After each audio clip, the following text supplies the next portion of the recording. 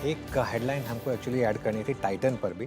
उसको नहीं ऐड किया हमने, कोई बात नहीं, लेकिन टाइटन में आज 3 लाख करोड़ का मार्केट कैप हिट हुआ है, तो उस पर भी हम एक बहुत स्पेशल कवरेज करने वाले हैं। आज फिर एक फ्रेश ऑल टाइम हाई लगाया स्टॉक ने और अभी भी इस समय ऑल टाइम हाई पर। और जैसा मैंने कहा कि 3 लाख करोड़ का मार्केट कैप इस कंपनी ने हिट किया आज। तो बहुत शानदार मूव, इस पर भी बातचीत होगी थोड़ी देर में, लेकिन पहले मार्केट के ओवरऑल रुख की बात करते हैं। और क्लियरली आज मार्केट पर सेलिंग प्रेशर विजिबल है, आपको दिखाई देगा।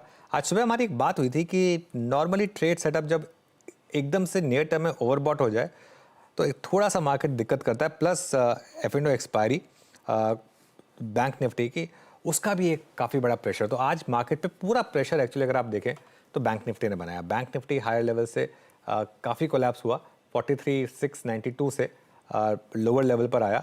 200 डे मूविंग एवरेज के मेक और ब्रेक लेवल के काफ़ी करीब है। और निफ्टी भी वही अगेन, वो जो जोन था, जो अटकने वाला जोन था, वहीं अटका और वहीं से फिसला। अब बाय जोन में आ गया, देखते हैं यहाँ पर बाइंग आ रही है या नहीं आ रही है। वीरो, good afternoon. Good afternoon Anuj. I think Anuj, मैं आपसे एक बात पर आज बात शुरू करना चाहूँगा। आप यकीन मानिए, कल जब मैं टाटा टेक के आईपीओ का जब प्रीमियम देख रहा था ना, एक बात मुझे कल से खटक रही थी। एक बहुत स्ट्रॉन्ग प्राइमरी मार्केट और किसी भी आईपीओ में लिस्टिंग गेन अगर 100% की बात होने लग जाए, क्या आईपीओ फोबिया, क्या बैंकों पर आरबीआई गवर्नर की सुख्त टिप्पणी एनबीएफसीज को लेकर 3 दिन से आप देख रहे हैं, शुक्रवार से वो कॉल राइटर्स 43, 700, 800, 900 के, क्या रेट सेंसिटिव्स, क्या बैंक्स, क्या एनबीएफसीज और ये क्या strong IPO market, primary market, ये थोड़ा सा हमारे लिए नियर टर्म में प्रेशर क्रिएट कर रहा है क्या? निफ्टी बैंक पे उसके बाद आऊँगा। वीरू, हो सकता है कर रहा हो। देखिए, बिल्कुल जो आपने बात कही ना, एकदम 16 आने सच है। प्लस उसमें थोड़ा सा ओवरबॉट सेटअप भी जोड़ दीजिए। लेकिन मैं फिर भी ये बात कहूँगा, अच्छा कल फेड के मिनट्स आए तो आज हमारे आरबीआई गवर्नर साहब भी थोड़ा सा बोले, तो थोड़ा सा एक सिंक इन हो गया कल फेड गवर्नर के स्पीच और आज, मतलब स्पीच तो नहीं, वो मिनट्स और आज जो आरबीआई गवर्नर साहब ने कहा। मार्केट गिरा आरबीआई गवर्नर साहब की कमेंट्री के तुरंत बाद। और देखिए, आरबीआई बहुत प्रैग्मेटिक इंस्टीट्यूशन है, वो कभी नहीं चाहता कि चीज़ें ओवर हीटेड हो सिस्टम में। और ये रेगुलेटर का काम है वीरू, बीच बीच में थोड़ी सी रियलिटी चेक देना, बीच बीच में थोड़ा सा इस तरीके का अपडेट्स देते रहना। जब भी मार्केट थोड़ा ओवर हीटेड हो रहा हो तो थोड़ा बीच बीच में इस तरीके की बातें बोलना, ये उसमें कोई नया नहीं है। आप वाईवी रेड्डी के टाइम देख लीजिए, तब भी ऐसे ही होता था, तो उसमें कोई बुराई नहीं है। मुझे याद है 2003 से 7 के बीच की जब वो वन वे बुल मार्केट चल रही थी, एक फ्राइडे को आरबीआई ने आके सीधा सीआरआर 50 बेसिस पॉइंट बढ़ा दिया था। अगले दिन मंडे को मार्केट गैप डाउन खुलने के बाद 2% भागा था। तो इशू ये नहीं है, ये मतलब ठीक है, आईपीओ का डेल्यूज तो जब इतनी बड़ी बुल मार्केट आएगी तो उसमें आएगा ही आएगा। हाँ, इसमें ये है कि 2-3 आइकॉनिक आईपीओ एक साथ आ गए, और स्पेशली जो टाटा टेक का आईपीओ, जो आपने बोला कि 100% लिस्टिंग की या गेंस की या एक्सपेक्टेशन है, तो ठीक है। उसका एक कारण ये भी ना कि आईपीओ अच्छे से प्राइस किया गया है उसका। मतलब अब ये तो ऑलरेडी अवेलेबल था मार्केट में, मतलब अनलिस्टेड मार्केट में तो अवेलेबल था, वहाँ से उन्होंने आधे पे प्राइस किया है इसको, तो इसके लिए ये है। तो इसके लिए इसको मैं कोई बहुत ज़्यादा वो, मतलब इससे डरूंगा नहीं। ये एक फैक्टर हो सकता है प्रॉफिट बुकिंग का। मार्केट को एक्सक्यूज चाहिए था, यूएस मार्केट को एक्सक्यूज चाहिए था प्रॉफिट बुकिंग का, उनको मिल गया एफओएमसी मिनट। हमें एक्सक्यूज चाहिए था, हमें 2-3 एक्सक्यूज मिल गए, ये आईपीओ डिल्यूज या फिर आप जो आरबीआई गवर्नर की कमेंट्री है वो मान लीजिए। अब आता हूँ वीरू मैं आज की कमेंट्री पर। आज की कमेंट्री में भी देखिए, मैं फिर वही बात कहूँगा, निफ्टी पर मेरी अप्रोच अभी भी बहुत क्लियर है। सुबह हमने बार बार, मेरे ख्याल से 5 या 6 बार हमने बोला कि वो जोन लेने का नहीं था। वो जो जोन था 19,800 के ऊपर, 825 के आसपास, वो लेने का जोन नहीं था, ये लेने का जोन है 19,675 टू 19,750। सुबह भी इसी जोन की बात हुई थी, अब मैं फिर कह रहा हूँ ये लेने का जोन है। और यहाँ पर स्टॉप लॉस लगाना होगा आपको 19,627 का निफ्टी पर। बहुत सिंपल, 19,875 और 20,000 के वो जो मेरे पोजिशनल टारगेट्स थे वो अभी भी इंटैक्ट हैं। ये अगेन एक थोड़ा सा स्टेप बैक है, कोई दिक्कत नहीं है। अब आइए बैंक निफ्टी पर। और बैंक निफ्टी पर भी आज हमारी सुबह कमेंट्री क्या थी, यही कि आज एक्सपायरी है, एक दिन और देख लेते हैं, उसके बाद इस पर एक व्यू लेंगे। और 43,293 को हम बार बार टेस्ट कर रहे हैं। आज तो इनफैक्ट एक बार के लिए हमने उसको ब्रीच भी किया। वो क्या है, 200 डे मूविंग एवरेज। मेरे ख्याल से अभी के लिए बैंक निफ्टी से थोड़ा दूर रहें। अगेन प्रीएम्प्टिव लॉन्ग करने में यही बुराई होती है कि मार्केट कभी भी आपके अगेंस्ट जा सकता है, स्पेशली अगर ट्रेंड वीक हो। बैंक निफ्टी का ट्रेंड वीक है और कॉल राइटर्स ने अपने हायर लेवल को डिफेंड किया ब्यूटीफुली। 43,700 आज सुबह जो हमारी डिस्कशन हो रही थी उसमें हमने करीब 43,785, 43,800 की बात की थी कि वो पीक है। वहाँ से घूमा। अब लोअर लेवल पे देखते हैं पुट राइटर में दम है कि नहीं है, वो बचा पाता है कि नहीं 43,300 को। 43,300 अगर नहीं बचा तो दिक्कत आएगी यहाँ पर। लेकिन देखते हैं, मेरे ख्याल से तो बचना चाहिए, बाकी यू नेवर नो, मार्केट में लास्ट का 1.5 घंटे में कुछ भी हो सकता है। लेकिन जो आरबीआई गवर्नर ने कहा ना वीरू, वो मेरे ख्याल से सबसे इम्पोर्टेंट था। और उसका अगर हम कुछ बाइट प्ले कर सकें उनकी बाइट अगर कुछ प्ले कर सकें, एक काम करते हैं, एक बार इनफैक्ट वो बाइट प्ले करते हैं, उसके बाद उस पर बात करेंगे। The Indian banking system continues to be resilient, backed by improved capital ratios, asset quality, and robust earnings growth. The financial indicators of non-banking financial companies, that is NBFCs, are also in line with that of the banking system as per the latest data available. While banks and NBFCs are showing good performance now, sustaining it requires concerted efforts. In good times like these, banks and NBFCs need to reflect and introspect as to where potential risks could possibly originate. Now is the time for them to further strengthen their risk management practices, build additional buffers to face the situation if the business cycle turns adverse in the future due to some reason. The monetary policy actions of the Reserve Bank over the last 1.5 years, consisting of prioritization of inflation ahead of growth, and as you would recall, we did it in May 2022, or rather April 2022, we did it, that is prioritization of inflation ahead of growth, narrowing the liquidity adjustment facility corridor, increasing the policy repo rate by 250 basis points cumulatively starting May 2022 till now, draining out excess liquidity, together with certain supply-side measures undertaken by the government, have facilitated significant softening of headline inflation to 4.9% in October 2023. The moderation in core inflation in particular is noteworthy. There is also recent evidence of household inflation expectations becoming more anchored. Headline inflation, however, remains vulnerable to recurring and overlapping food price shocks coming from global factors and local adverse weather events. The frequency and intensity of such shocks have increased in the recent period. Monetary policy in such a scenario needs to remain watchful and actively disinflationary while supporting growth. Okay तो अब देखिए governor साहब ने कहा क्या है basically, और क्यों बैंक निफ्टी ने इस तरीके से रिएक्ट किया। क्योंकि आपने फ्राइडे का मूव देखा था, और फ्राइडे को बात ये हो रही थी कि क्या वो वन ऑफ था आरबीआई का मूव या कुछ और कदम भी आएंगे। एक रिस्क वीरू जो मार्केट में आ रहा है, मार्केट में एक रिस्क ये आ रहा है, और ये मुझे 2-3 लोगों ने बात बोली है कि थोड़ा सा शायद कंसर्न है रेगुलेटर्स में कि बहुत सारे पर्सनल लोन लिए जा रहे हैं, और वो पर्सनल लोन लगाए जा रहे हैं स्टॉक मार्केट ट्रेडिंग में। आपको याद होगा जब हम एफएनओ गुरुकुल कर रहे थे, उसमें भी एक सवाल आया था जिससे हमारा दिल बहुत दुखा था, जिसमें एक सज्जन ने 75 लाख रुपीस लूज़ किए थे। उनकी इनकम का 5 टाइम्स था, वो 15 लाख की सैलरी वाले 75 लाख उन्होंने लूज़ किए थे। तो उन्होंने मतलब ये मेरे ख्याल से थोड़ा सा इस चीज़ का एक क्लियर कट सिस्टम में है कि थोड़ा सा जो अनसिक्योर्ड लोन्स हैं उस पर थोड़ा सा एक टाइटनेस ज़रूरी है। और ये जो उन्होंने कहा कि भाई अब तो खैर दौर अच्छा चल रहा है, और गलतियां अच्छे दौर में ही होती हैं। आप पिछले जितने भी सारे उठा के देख लीजिए, जो एनपीएस क्रिएट हुए या जो भी सिस्टम में रिस्क क्रिएट हुए, वो सारे के सारे जब इकोनॉमी का अच्छा टाइम चल रहा था तभी होते हैं। खराब टाइम में तो हम सब केयरफुल हो जाते हैं, गलतियां हमसे तभी होती हैं जब अच्छे टाइम चल रहा होता है। ठीक है, तो इसके लिए वो कह रहे हैं कि थोड़ा सा आपको केयरफुल रहना चाहिए। दूसरी बात जो उन्होंने इन्फ्लेशन पर कही कि कदम उठाए हैं उन्होंने, और हमेशा प्राथमिकता जो थी, जो उनकी प्रायोरिटी थी, और वो आरबीआई का काम वही है, सरकार का काम ग्रोथ पर फोकस करना है, आरबीआई को अपने सप्लाई साइड इशू मैनेज करने होते हैं, तो उसमें उन्होंने इन्फ्लेशन पर एक प्रायोरिटी रखी है। और अभी भी वो यही कह रहे हैं, यही फेड के मिनट्स में भी आया था। कोई आरबीआई गवर्नर या कोई फेड ऑफिशियल आपको आके नहीं बोलेगा कि मैं अगली पॉलिसी में रेट कट करने वाला हूँ। ये मतलब वो कभी नहीं बोलेंगे, वो हमेशा काम ही यही है, थोड़ा सा कॉशियस सिस्टम में रखना ज़रूरी है। इसकी वजह से आज थोड़ा सा मार्केट गिरा है, लेकिन ठीक है, एक्सपायरी भी थी और भी बहुत फैक्टर थे, मार्केट को एक्सक्यूज चाहिए था, मार्केट करेक्ट हो गया, कोई दिक्कत नहीं है। जी हाँ, चलिए तो आपने निफ्टी बैंक पर और थोड़ा सा इस सूरत हाल को लेकर इस आई थिंक जो हमारे इर्द गिर्द न्यूज़ फ्लो हैं और डेवलपमेंट्स हैं प्राइमरी मार्केट में, उसको लेकर हम एक डेडिकेटेड डिस्कशन कर रहे थे। निफ्टी बैंक के लेवल्स पर आपको शायद अभी फोकस नहीं करना है, अभी अवॉइड करिए निफ्टी बैंक को और निफ्टी का ट्रेड सेटअप अनुज ने आपको समझाई दिया। दो तीन स्टॉक्स का यहाँ पे उल्लेख कर देता हूँ, फिर चलेंगे एक बार कार्यक्रम के क्रम में। दो तीन स्टॉक्स यहाँ पर नजर रखिए। देखिए, stay out of rate sensitives, data अभी ये कह रहा है लॉन्ग्स के लिए ऑरबिंदो फार्मा डे हाई की ट्रेजेक्ट्री में आके ट्रेड करता हुआ काफ़ी स्ट्रॉन्ग सेटअप है यहाँ पर। याद रखिएगा वॉल्यूम से काफ़ी अच्छे खासे हैं और ये स्टॉक अभी भी डे हाई की ट्रेजेक्ट्री में है। ओआई एडिशंस बहुत स्ट्रॉन्ग हुए हैं यहाँ पर। पहला स्टॉक ये।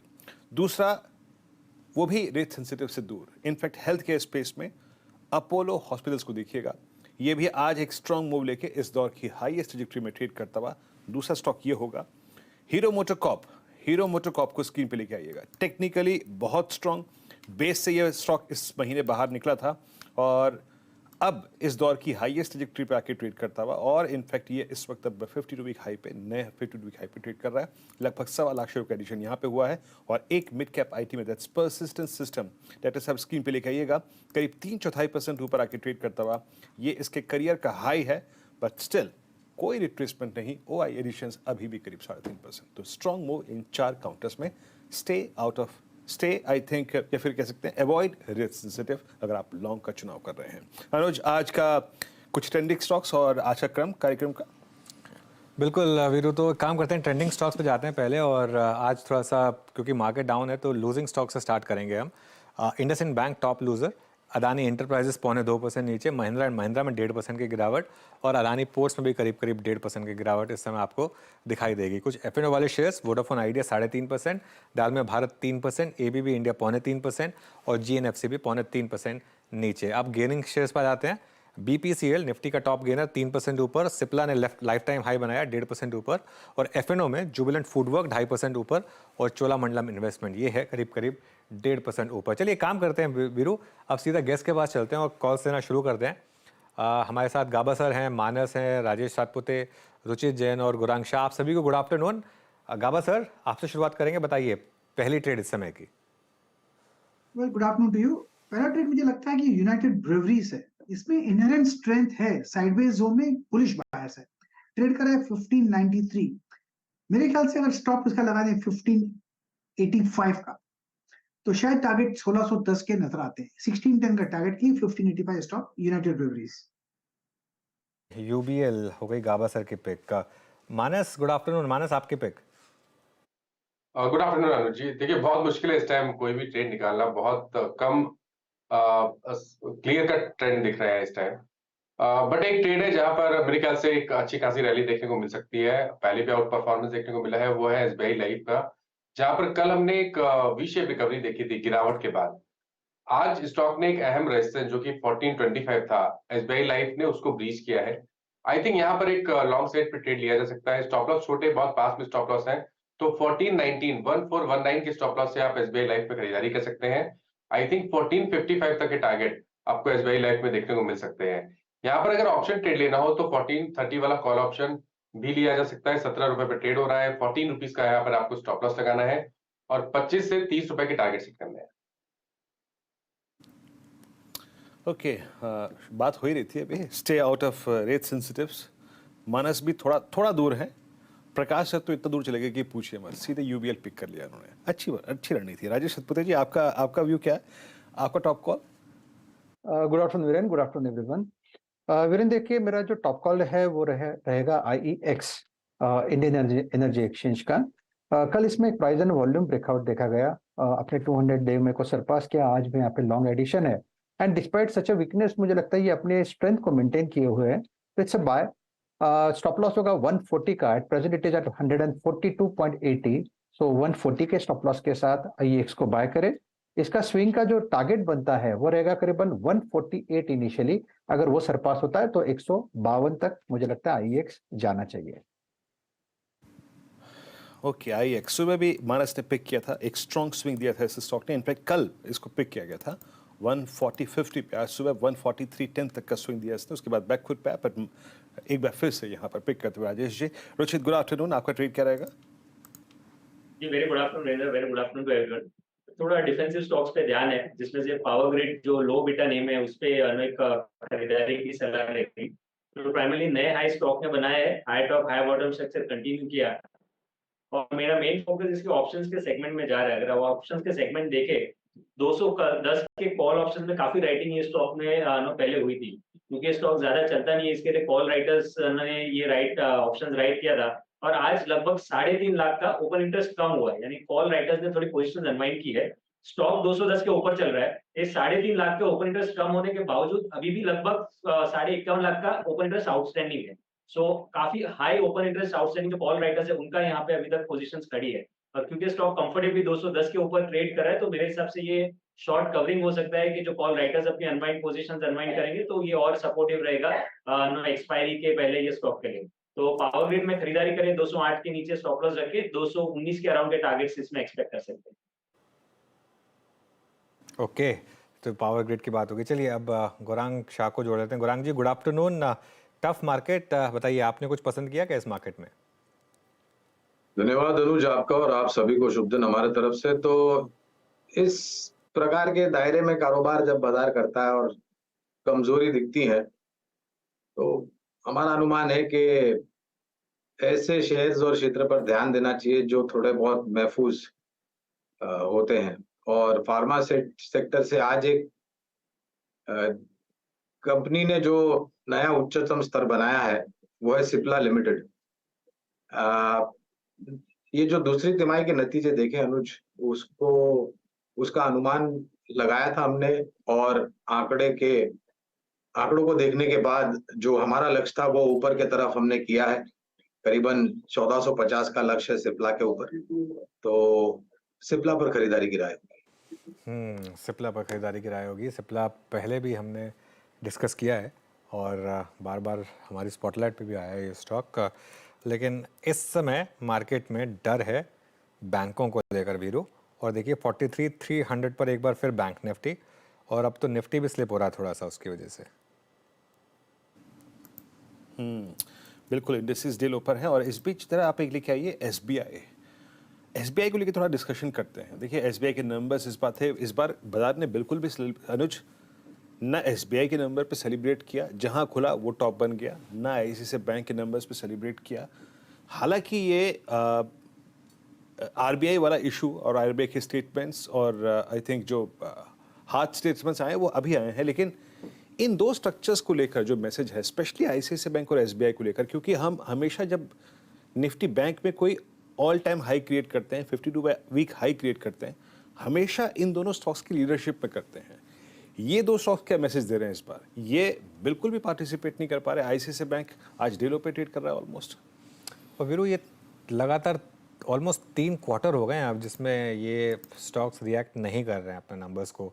मेरे ख्याल से इशू 3-4 है। एक तो जो आरबीआई गवर्नर का वो तो है ही इशू, लेकिन उसके अलावा भी है जो एक नेट इंटरेस्ट मार्जिन के पीकिंग आउट को लेकर एक मार्केट का रिस्क था।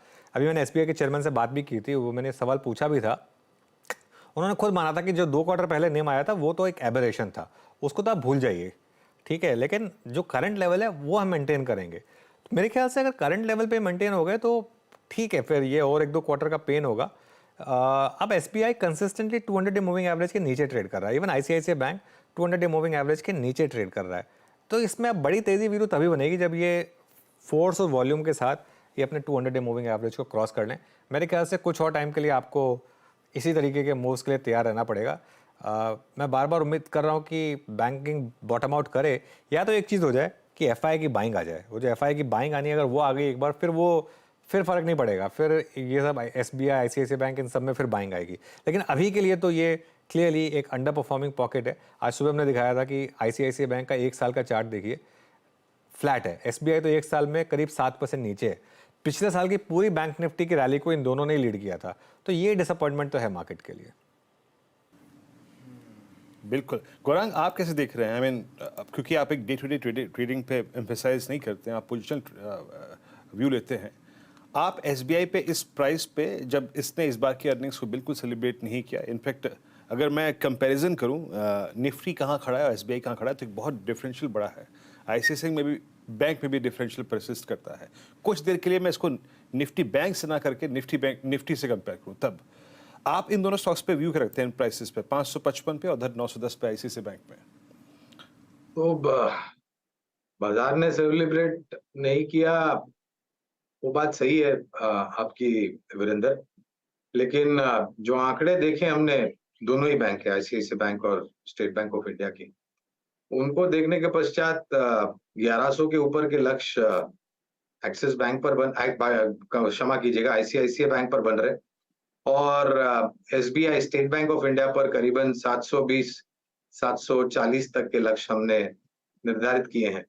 900 के नीचे काफी सीमित दायरा लग रहा है आईसीआईसीआई बैंक का, और 550 के नीचे हमें लग रहा है कि स्टेट बैंक ऑफ इंडिया का भी जो नीचे की तरफ का दायरा है वो काफी सीमित हो सकता है। कहने का तात्पर्य ये है कि छोटी मध्यम अवधि की न सोच करके अगर लंबी अवधि की विचारधारा है निवेश के लिए, तो खरीदारी का मन बिल्कुल बना ले, और पूरी ताकत लगा करके मत कीजिए, क्योंकि अनिश्चितता का वातावरण है ये सब बदलाव को लेकर के। तो थोड़ी पूंजी बाकी रखिए अपने पास, जब गिरावट आती है तो और जोड़ दें। चलिए अब बात करते हैं प्राइमरी मार्केट की। काफ़ी सब्सक्रिप्शन के लिए आईपीओस खुले, इनमें से एक है फेड बैंक फाइनेंशियल सर्विसेज, और कंपनी ने इशू का प्राइस बैंड रखा है 133 से 140 रुपये पर शेयर, और इशू के जरिए कंपनी 1092 करोड़ रुपए जुटाना चाहती है। इसमें से 492 करोड़ का ऑफर फॉर सेल है। जुटाए फंड का इस्तेमाल कहाँ होगा और ग्रोथ आउटलुक पर चर्चा करने के लिए हमारे साथ कंपनी के सीईओ जुड़े हैं, अनिल कोथुरी। अनिल जी, गुड आफ्टरनून, स्वागत है आपका सीएनबीसी आवाज़ पर। तो पहले तो यही बताइए कि जो अपॉर्चुनिटीज़ हैं इस सेक्टर में, ख़ासतौर से एमएसए में, उसमें किस तरीके की अपॉर्चुनिटीज़ आप देख रहे हैं और किस तरीके की ग्रोथ प्रोफाइल यहाँ पर आप देख रहे हैं? एमएसएमई सेगमेंट जो है इंडिया में, what we call emerging India, हमारे मिशन स्टेटमेंट में भी हमने इसका जिक्र किया है। We come to work to empower emerging India with easy access to loans. ये छोटा सेल्फ एम्प्लॉयड कस्टमर जो है देश में, उसके पास ना फाइनेंशियल्स होते हैं और he don't have the ability to access the formal financial system, which is why organizations like us go to him, understand his financial situation, the stature of his business, and we fashion a loan on that basis. Okay? Now, of the total demand of the MSME segment, only 20% is catered to, और बाकी जो है उन लोगों को loan मिलते ही नहीं है. They just make do with whatever money they have. So, which is why the progress of their business is limited.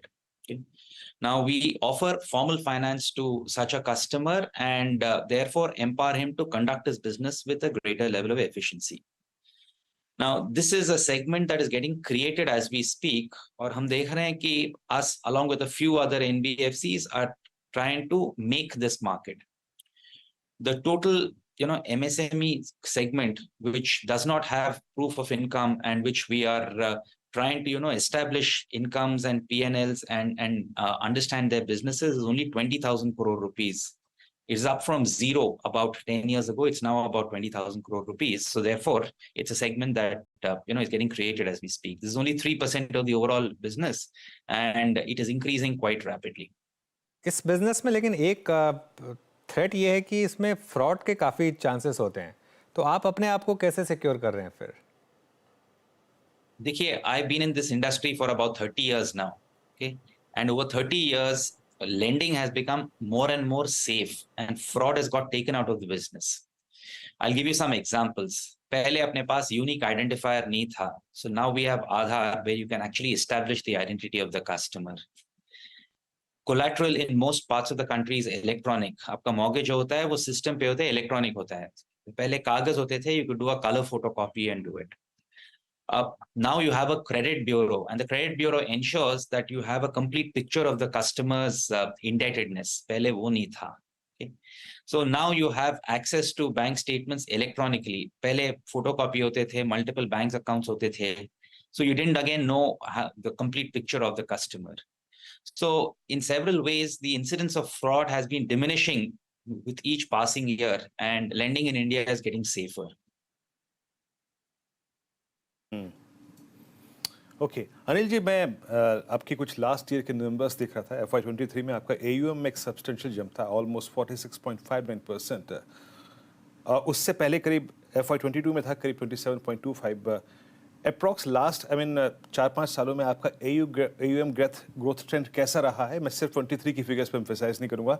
एक और चीज़, AUM ग्रोथ पर आपका प्रोजेक्शन, नॉर्मल ट्रेजेक्ट्री क्या रही है? और एक और चीज़, NIMs आपने लास्ट फिस्कल में प्रोड्यूस किए थे करीब 8.99 के। अमूमन ये NIMs इसी रेंज में रहते हैं क्या? ट्रेजेक्ट्री क्या है आपके NIMs की? चलिए, आपने 3 सवाल किया है। I will respond to each one of them. In 2018 we had an AUM of about 1400 crores. Okay, that is about 9400 crores as of June this year. So we've grown maybe about 8 times in 5 years as far as our AUM is concerned. You look at our profit after tax, that has also grown quite significantly. We were at 62 crore rupees in FY21 to 103 and then 180 crores. So our profit is also multiplied in line with the growth in our top line. Now that has happened because we have preserved our NIMs right through this phase of growth, and the NIMs have been, in the 8.5, 9% kind of mark. And it's our endeavor to continue to do business in the same fashion, both in terms of growth as well as profitability. Okay, your point taken sir. अच्छा, एक बात आते हैं कि federal की एक बहुत strong presence रही है साउथ के मार्केट में, आपकी भी काफ़ी स्ट्रॉन्ग प्रेजेंस है। अभी सेंट्रल इंडिया में, नॉर्दर्न इंडिया में किस तरीके से एक्सपेंड कर रहे हैं post this I think listing? आप थोड़ा सा एक पिक्चर ड्रॉ करेंगे कि आप सेंट्रल इंडिया में और नॉर्दर्न इंडिया में स्पेशली कैसे एक्सपेंड करेंगे अपने आप को, इस मद्देनजर आपका व्यू? सो 2018 तक हमारा प्रेजेंस 4 सदर्न स्टेट्स तक सीमित था। उसके बाद we began to expand westwards and northwards. Now we are present in 584 branches across 17 different states in the country. Okay? We are present in South India, West India, and North India. Okay? And as we keep continuing to grow, there is no doubt that we will, add more and more states to the 17 that we are already present in. Okay. Now, the opportunity for lending exists across the country, and tier 2, tier 3 cities are significantly underserved, and we will try and cover as many of them as quickly as is reasonably possible. एक आखिरी सवाल, IPO आने में इतना time क्यों लग गया? हम तो क्योंकि काफ़ी टाइम से एक्सपेक्ट कर रहे थे कि आपका IPO आएगा। नहीं, इसका ये कारण है कि our existing investors, which is Federal Bank and True North, they have continued to subscribe to our rights issues. Okay, पिछले 5 सालों में 3 बार हमने rights issue किया है.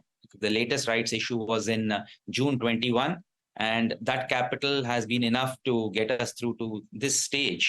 And now we are seeking a broader set of investors, and we'll ramp up our operations henceforth.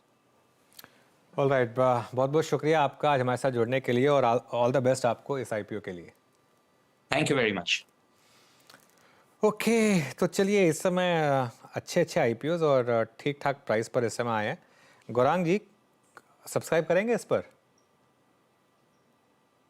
अनुज भाई, जो भी टिप्पणियां मैनेजमेंट ने करी अभी और पहले भी जो हमने पढ़ा है, उसको देखते हुए कारोबार तो काफी सक्षम और मजबूत लग रहा है। खाली एक ही उम्मीद रखते हैं कि डिफॉल्ट्स को लेकर के ज्यादा परिस्थिति कमजोर ना हो। मूल्यांकन को लेकर के काफी आकर्षित है। अनफॉर्चुनेटली विशेष टिप्पणी हम नहीं कर पाएंगे क्योंकि अभी तक IPO नोट हमने निकाली नहीं है इसके ऊपर। ओके, चलिए एक काम करते हैं, क्योंकि बात IPOs की हुई, इसी पर रहते हैं। 5 IPOs के एक साथ खुलने से काफ़ी मार्केट में इस समय एक्शन है, और इसके लिए ब्रोकरेज हाउसेस कौन से IPO सब्सक्राइब करने की सलाह दे रहे हैं, ये बताने के लिए सुमित जुड़े हमारे साथ। सुमित के पास चलते हैं। Sumit, good afternoon. Good afternoon. देखिए, एक 7300 करोड़ रुपए के IPOs जो हैं वो मार्केट में आ गए हैं। कल एक शुरू हो ही चुका है रेडा, 2 गुना कल तक ही सब्सक्राइब हो चुका था, और आज भी बचे हुए जो बाकी 4 IPOs हैं वो खुल चुके हैं। तो अलग अलग ब्रोकरेज हाउसेस ने अलग अलग तथ्यों के हिसाब से यहाँ पे सब्सक्राइब या नॉन सब्सक्राइब की एक रेटिंग रखी है। तो तमाम जो रेटिंग्स है वो आपके सामने आते हुए दिखाई पड़ेगी। सबसे पहले शुरुआत करता हूँ टाटा टेक के साथ। मच अवेटेड ये IPO है, और 2 दशक के बाद टाटा समूह की तरफ से कोई IPO आता हुआ दिखाई पड़ रहा है। अलग अलग ब्रोकरेज हाउसेज की तरफ से सब्सक्राइब की ही राय आ रही है। तो Kunwar ji wealth solutions subscribe, Ventura subscribe, IDBI capital subscribe, Anand Rathi subscribe. In fact इसके अलावा कई सारे और भी एसबीआई कैप की तरफ सब्सक्राइब, रैली की तरफ सब्सक्राइब। तो इस तरह के एक लंबी सूची है जो कि टाटा टेक में सब्सक्रिप्शन की राय दे रहे हैं। उनका मानना है कि लिस्टिंग के लिए तो आप इसको ले ही सकते हैं, प्लस आप लंबी अवधि के लिए भी इसे होल्ड कर सकते हैं। दूसरा नाम है आयरेडा का। दरअसल ये कंपनी 8 के मल्टीपल पर स्टॉक लेके आ रही है, बड़ा आईपीओ है, एक प्राइस बैंड भी ठीक एक्रेटिव माना जा रहा है। तो अलग अलग ब्रोकरेज हाउस यहाँ पर भी खरीदारी की राय या सब्सक्राइब की राय दे रहे हैं। रिलायंस सिक्योरिटी सब्सक्राइब की राय, चॉइस ब्रोकरेज ने सब्सक्राइब की राय दी है, एयूएम कैपिटल सब्सक्राइब की राय, इवन चोला सिक्योरिटीज की तरफ से भी यहाँ पर सब्सक्राइब होकर चलने की राय आते हुए दिखाई पड़े। उनका मानना है कि अच्छे वैल्यूएशन है, यहाँ पर लिस्टिंग गेन बहुत ज़्यादा भले ही ना हो, लेकिन otherwise medium to long term इसको आप रख सकते हैं। तीसरा नाम है फ्लेयर का। कंपनी जो रकम जुटा रही है उसका इस्तेमाल नए केपेक्स के लिए तो करेगी ही, साथ ही साथ एग्जिस्टिंग जो एंकर इन्वेस्टर की बुक है वो भी काफ़ी अच्छे नाम आते हुए दिखाई पड़े हैं। तो यहाँ पर भी फ्लेयर पर मेजरली ज़्यादातर सभी की सब्सक्राइब किया है। रिलायंस सिक्योरिटीज़, कुंवर जी वेल्थ, आनंद राठी, वेंचुरा, इनकी तरफ से सब में ही सब्सक्राइब करके चलने की राय यहाँ पर आते हुए दिखाई पड़ रही है। गंधार ऑयल रिफाइनरी, हालांकि यहाँ पर जो सब्सक्रिप्शन की राय है वो थोड़ी सी बटी है, कुछ लोगों ने उसको न्यूट्रल राय जरूर रखी है, लेकिन कुंवर जी वेल्थ सोल्यूशन सब्सक्राइब, सुशील फाइनेंस सब्सक्राइब, स्वास्थ्यका की सब्सक्राइब की राय, वेंचुरा ही मोरलेस मान रहा है कि यहाँ पर सब्सक्राइब करके चल सकते हैं। लिस्टिंग गेन का एक बड़ा केविट यहाँ पर आते हुए दिखाई पड़ रहा है अलग अलग हाउसेस की तरफ से। फेड बैंक, इसमें कुछ ब्रोकरेज हाउसेस की न्यूट्रल रेटिंग भी आई है। मिसाल तौर पर निर्मल बांग ने एक न्यूट्रल रेटिंग रखी है, हालांकि BP equities subscribe, Anand Rathi subscribe और अरिहंत कैपिटल इनकी तरफ से भी सब्सक्राइब रेटिंग आते हुए दिखाई पड़ी। तो क्योंकि इस समय इतनी ज़्यादा फ्रेश पेपर की मांग है मार्केट में कि इतने अच्छे आईपीओज की वजह से या फिर बढ़िया फ्लो की वजह से ज़्यादातर सभी ब्रोकर्स इन सभी ब्रोकरेज हाउस इन सभी कंपनियों में सब्सक्राइब करके चलने की राय दे रहे हैं। कैसे सुमित, बहुत बहुत शुक्रिया ये सारे के सारे आईपीओज पर व्यू रखने के लिए।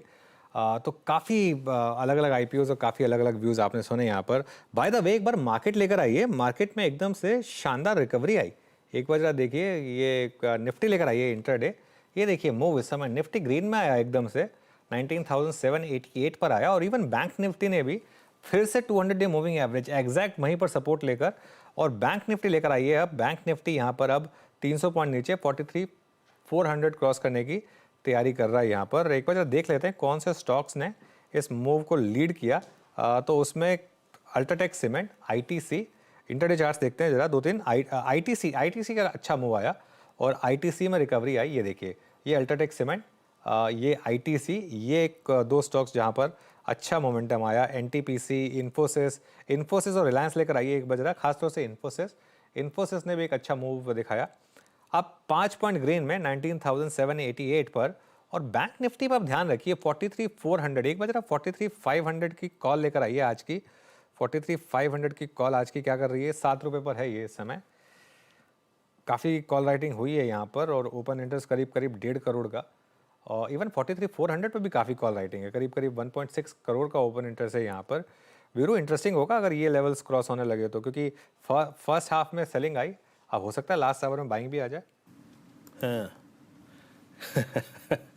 43,500 की कॉल है, 640। डायरेक्टर साहब आउटस्टैंडिंग वाई दिखाइएगा जो अभी अनुज कह रहे थे, उसका करीब 725 और अभी पिछले 4 मिनटों से उसका टिक बाय टिक का हाई है 9 रुपये 10 पैसे का, नज़र रखिएगा। खैर इस पे निफ्टी अब ऑलमोस्ट जा रहा है 19,800 को किस करने के लिए। और ये लीजिए, बात करते करते 43,400 के ऊपर बैंक निफ्टी निकल के आता हुआ। मानस आपने एसबीआई लाइफ की कॉल दी थी, वो अच्छा करती भी।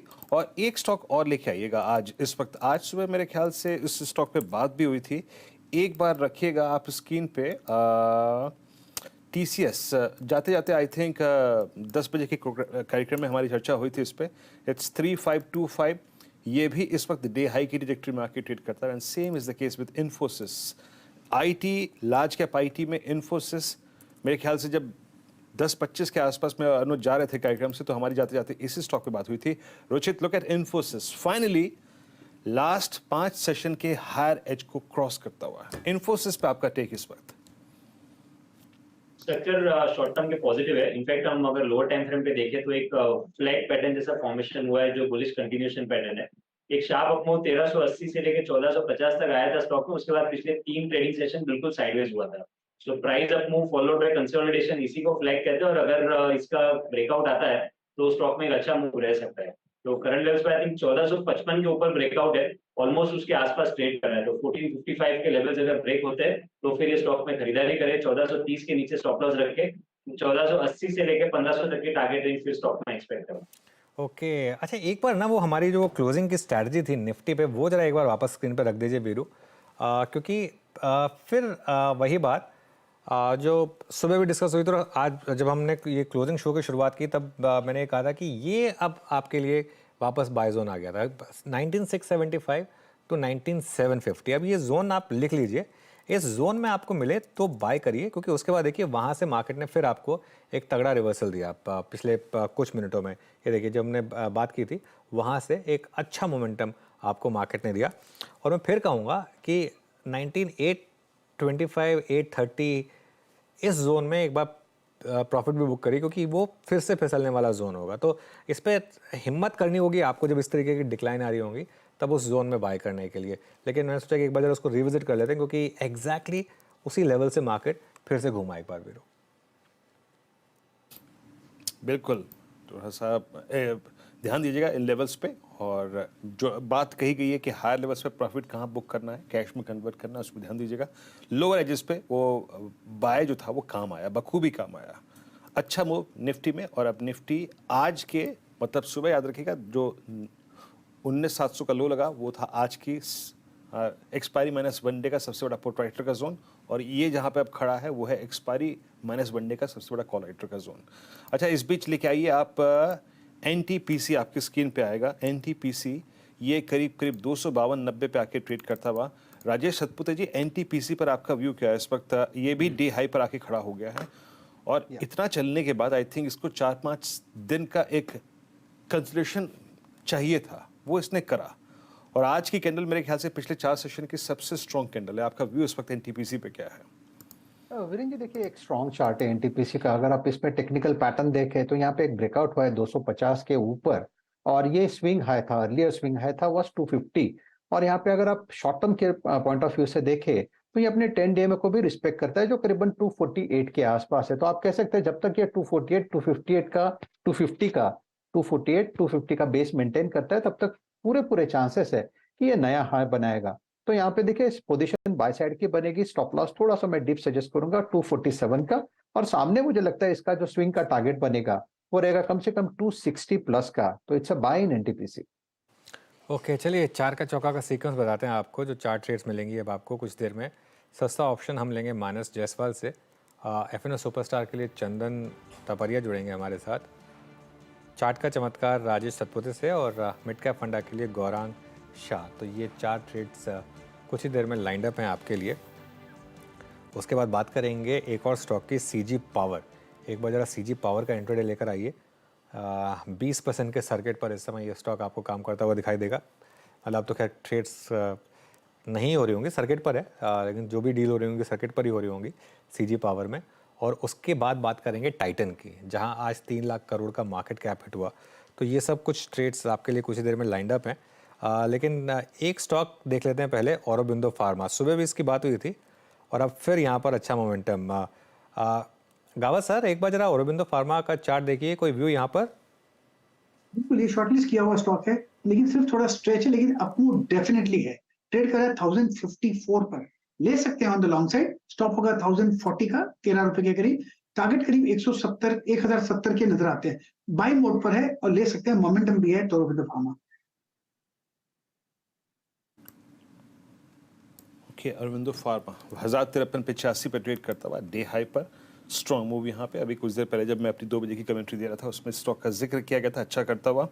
और दूसरा एक स्टॉक और इंक्लूड किया गया था जिसमें अच्छा मूव है, that was hero MotoCorp. Hero MotoCorp 3414 पे ट्रेड कर रहा है और मूव बहुत अच्छा है। और अब इसके ऑल टाइम हाई करीब 4080, हालांकि मैं बहुत दूर की बात कर रहा हूँ, 4080 जो कि सितंबर 2017 का हाई है।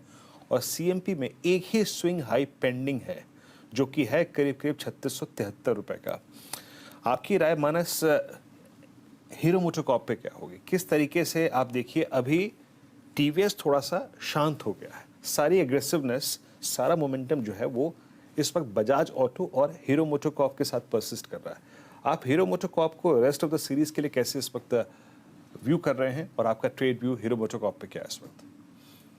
देखिए डेली चार्ट पे जब देखते हैं तो ऐसा लगता है कि ऑलरेडी हमने एक रैली देख ली है 3100 से लेकर 3400 रुपए तक। लेकिन जब वीकली चार्ट पे देखते हैं तो आपको ब्रेकआउट तो पिछले हफ्ते ही देखने को मिला था, जो कि 3290 3300 का एक बहुत इंपॉर्टेंट हैंडल था, स्टॉक ने जब उसको क्रॉस किया था। उस बेसिस पे अगर हमें टारगेट सेट करने होंगे तो वो 3600 रुपए के आते हैं। तो मेरी राय में तो 200 रुपए की रैली करंट लेवल से भी आपको देखने को मिल सकती है, इसलिए कभी भी कोई गिरावट देखने को मिले तो 3340 का आपको स्टॉप लॉस लगाना है और 3600 रुपए के टारगेट सेट करने हैं। तो अभी भी हीरो मोटोकॉर्प में खरीदारी करने की ही राय रहेगी। चलिए निफ्टी एक बार फिर लेकर आइए वापस 19800 के ऊपर, और बैंक निफ्टी अब वो एटलीस्ट 43400 के कॉल राइटर के जोन को काट रहा है, 43433 पर इस समय। और इंटरेस्टिंग होगा अगर ये 43500 की तरफ बढ़े तो। एक बार भारत फोर्ज देख लेते हैं। भारत फोर्ज में अच्छा मोमेंटम यहाँ पर, और भारत फोर्ज लेकर आइए जरा स्क्रीन पर। ये समय डे हाई पर स्टॉक। गौरांग, कोई कवरेज है आपकी भारत फोर्ज पर? बिल्कुल है अनुज भाई, और काफी लंबे समय से है भारत फोर्ज पर। 1200 के लक्ष्य मेरे ख्याल से।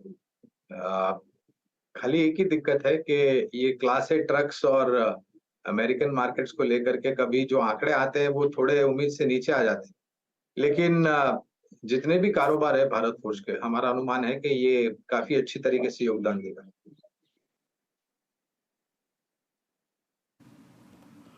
ओके, भारत फौज 1096 पे ट्रेड करता हुआ। एक काम करते हैं डायरेक्टर साहब, यहाँ पे 4 का चौका की शुरुआत करते हैं, और क्योंकि अब थोड़े से स्विंग आ रहे हैं तो उस स्विंग को अभी चंदन नहीं है तो थोड़ा सा अगर आप देखें डिले करेंगे इस सेगमेंट को, और उससे पहले 2 स्टॉक्स और मार्क कर लेते हैं जो अच्छा कर रहे हैं। अभी कमेंट्री में शुमार मैंने हीरो मोटोकॉर्प को ले लिया, वो शुमार हो गया।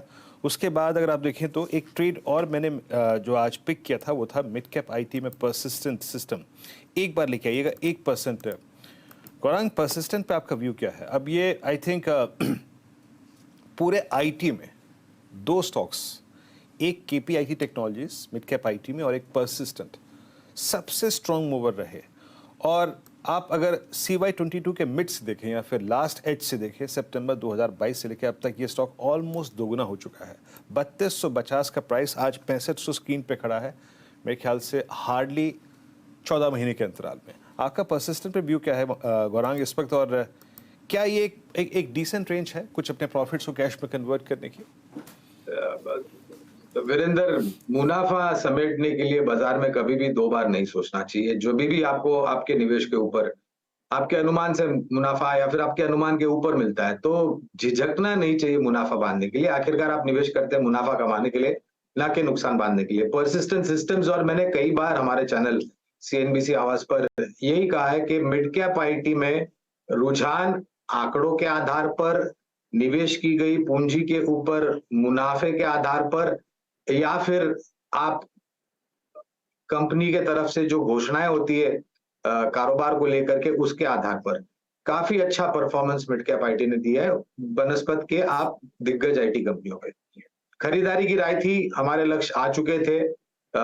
करीबन सितंबर के महीने में या अक्टूबर के महीने में हमने मुनाफा बांधने की यानी कि बेचने की राय दी थी, लेकिन निरंतर जिस प्रकार से खबरें आ रही है मैनेजमेंट की तरफ से कारोबार को लेकर के, आज के तारीख में अगर आप मुझे पूछते तो हमने स्टॉक को जो पहले खरीदारी की थी फिर बेचने की थी तो अंडर रिव्यू डाला है, क्योंकि हमें लग रहा है कि आने वाले समय में नतीजों के आधार पर इधर से और भी बेहतर परफॉर्मेंस आ सकता है। तो फिलहाल अंडर रिव्यू है, लेकिन एक बहुत ही सक्षम और मजबूत कंपनी है परसिस्टेंट सिस्टम्स। ओके, चलिए एक काम करते हैं, अब एक और स्टॉक की बात करते हैं। CG पावर 20% के अपर सर्किट पर, और आखिर ऐसा क्या हुआ? सेमीकंडक्टर नाम सुनते ही मार्केट में एकदम से एक चिंगारी लगी स्टॉक में, 20% का अपर सर्किट। यतिन से जानते हैं हुआ क्या। Yatin, good afternoon. Good afternoon. और हमने अनुज जी देखा है कि बहुत सारी इंडियन कंपनीज सेमीकंडक्टर के बिजनेस में फोरे करने की कोशिश कर रही हैं, और ये जो न्यूज़ है काफ़ी अहम है क्योंकि ये मुर्गप्पा ग्रुप की तरफ से आ रही है और कॉर्पोरेट गवर्नेंस के लिए ये ग्रुप जाना जाता है। तो इस न्यूज़ को इन्वेस्टर्स ने काफ़ी सीरियसली लिया है। अभी न्यूज़ क्या है ये समझते हैं। CG पावर ने स्टॉक एक्सचेंजेस को ये जानकारी दी कि वो सेमीकंडक्टर की जो टेस्टिंग है और सेमीकंडक्टर की जो मैन्युफैक्चरिंग सप्लाई चेन है उसके अंदर कुछ काम या कारोबार को बढ़ाना चाहते हैं। ऑब्वियसली कंपनी ने कोई JV पार्टनर या कोई ज़्यादा डिटेल्स नहीं दी हैं अपनी प्रेस रिलीज में, लेकिन एक बात तय उन्होंने की है कि सेमीकंडक्टर की जो टेस्टिंग की फैसिलिटीज़ है, इनकी जो अप्रूवल्स लगती हैं भारत सरकार से, उन अप्रूवल्स के लिए कंपनी ने अप्लाई किया है।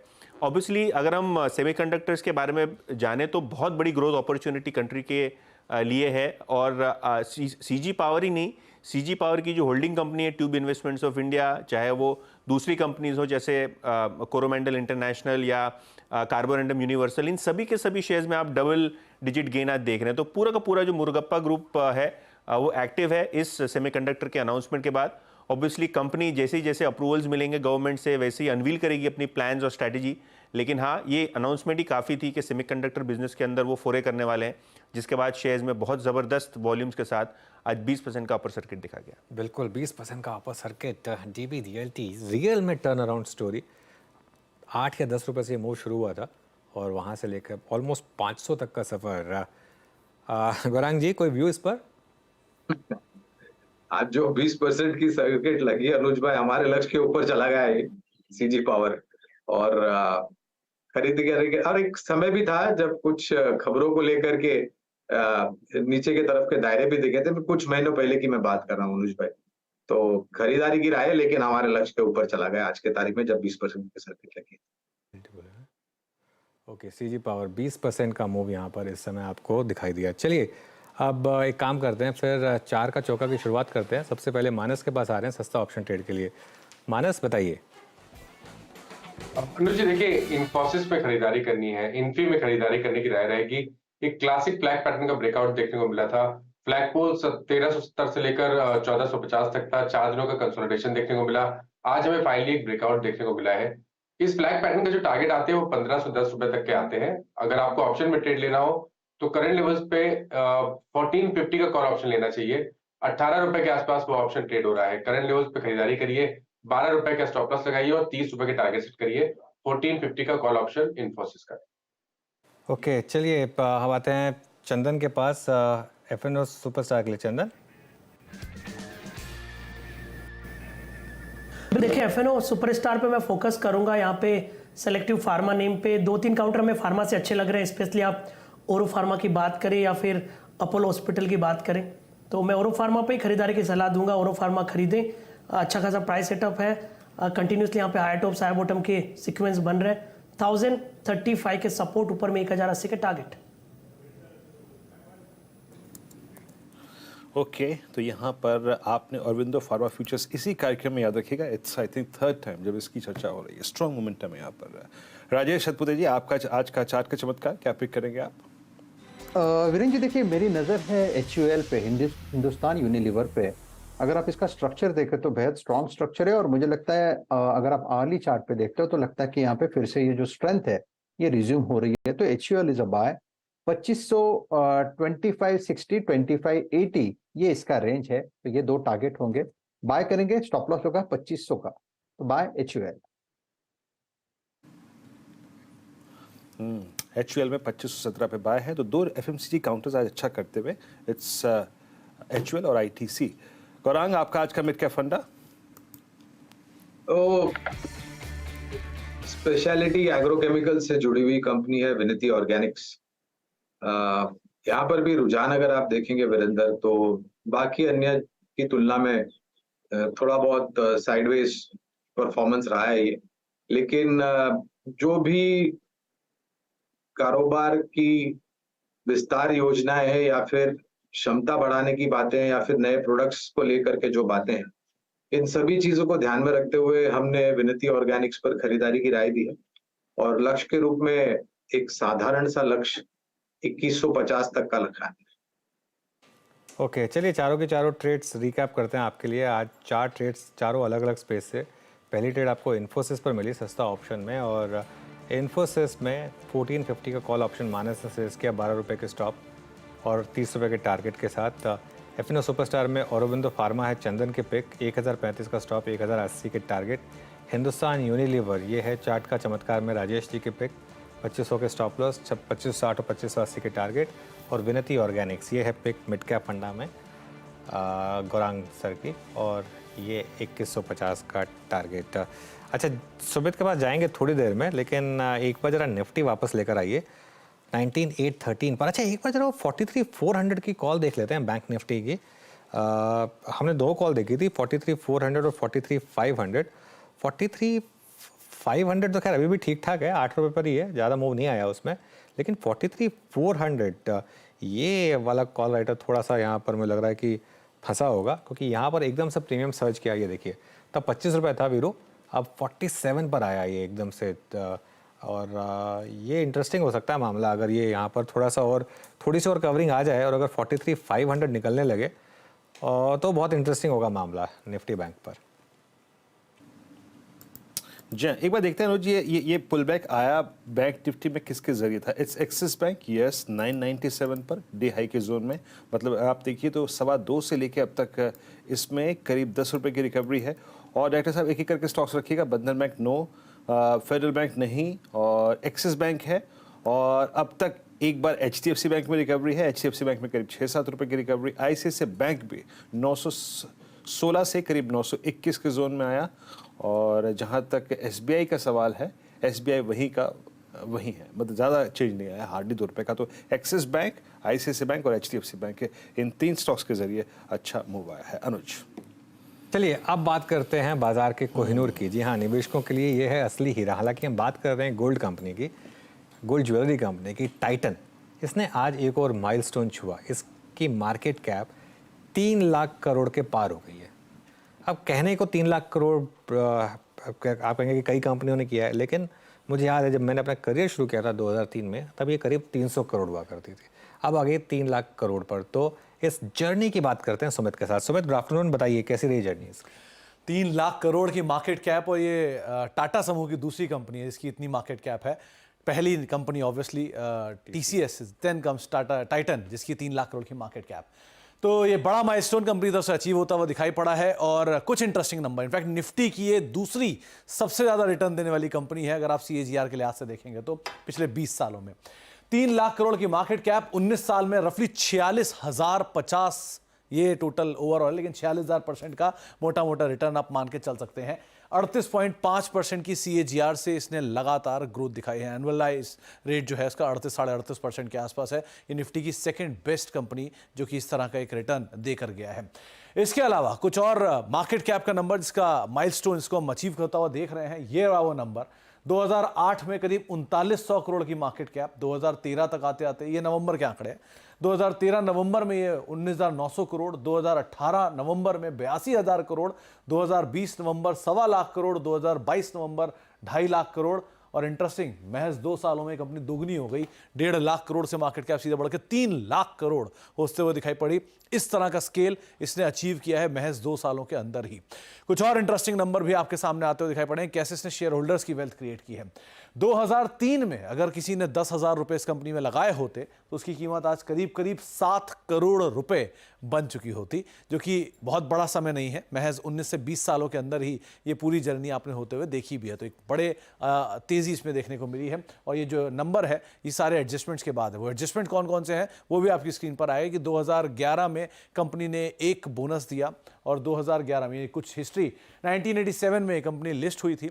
और बड़ा इंटरेस्टिंग फैक्ट ये भी है कि शुरुआत में जब इस कंपनी ने तनिष्क लॉन्च किया था तो वो लॉस मेकिंग था। और 90s में एक ऐसा दौर भी आ गया था जहां पर दिक्कतें कंपनी को आई थी, लेकिन फिर एक टर्न अराउंड हुआ, और उस टर्न अराउंड के बाद 2011 में 1:1 बोनस, 2011 में ही स्टॉक स्प्लिट, और वहां से एक बड़ी वेल्थ क्रिएशन इस कंपनी ने दिखाई है। तो बहुत सारे उतार चढ़ाव के बीच में ये इस तरह के नंबर अचीव होते हुए दिखाई पड़े। और एक और फन फैक्ट ये भी है कि टाइटन जो है वो एक शॉर्ट फॉर्म है टाटा इंडस्ट्रीज और तमिलनाडु का भी। तो आप ये मान लीजिए कि टाटा और तमिलनाडु टिडको, इन दोनों का कंपनी में स्टेक है, जिसमें टिडको का बड़ा स्टेक है टाटा सन्स के सामने।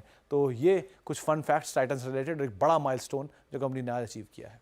ओके, चलिए तो सुमित बहुत बहुत शुक्रिया। तो ये हुई बात टाइटन की। इनफैक्ट टाइटन के सबसे बड़े मुरीद रहे भारत के सबसे बड़े इन्वेस्टर खुद राकेश झुनझुनवाला, जिनके पास कंपनी की 5% से ज़्यादा की हिस्सेदारी है।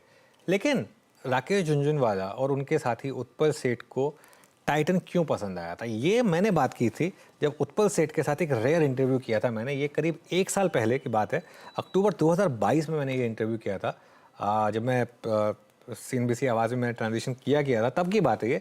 तब मैंने उनके साथ एक इंटरव्यू किया था, मैंने पूछा था कि ऐसा क्या देखा था आपने कि जो आपने टाइटन में इन्वेस्ट किया था, आपने और राकेश ने। सुनते हैं उन्होंने क्या बोला था।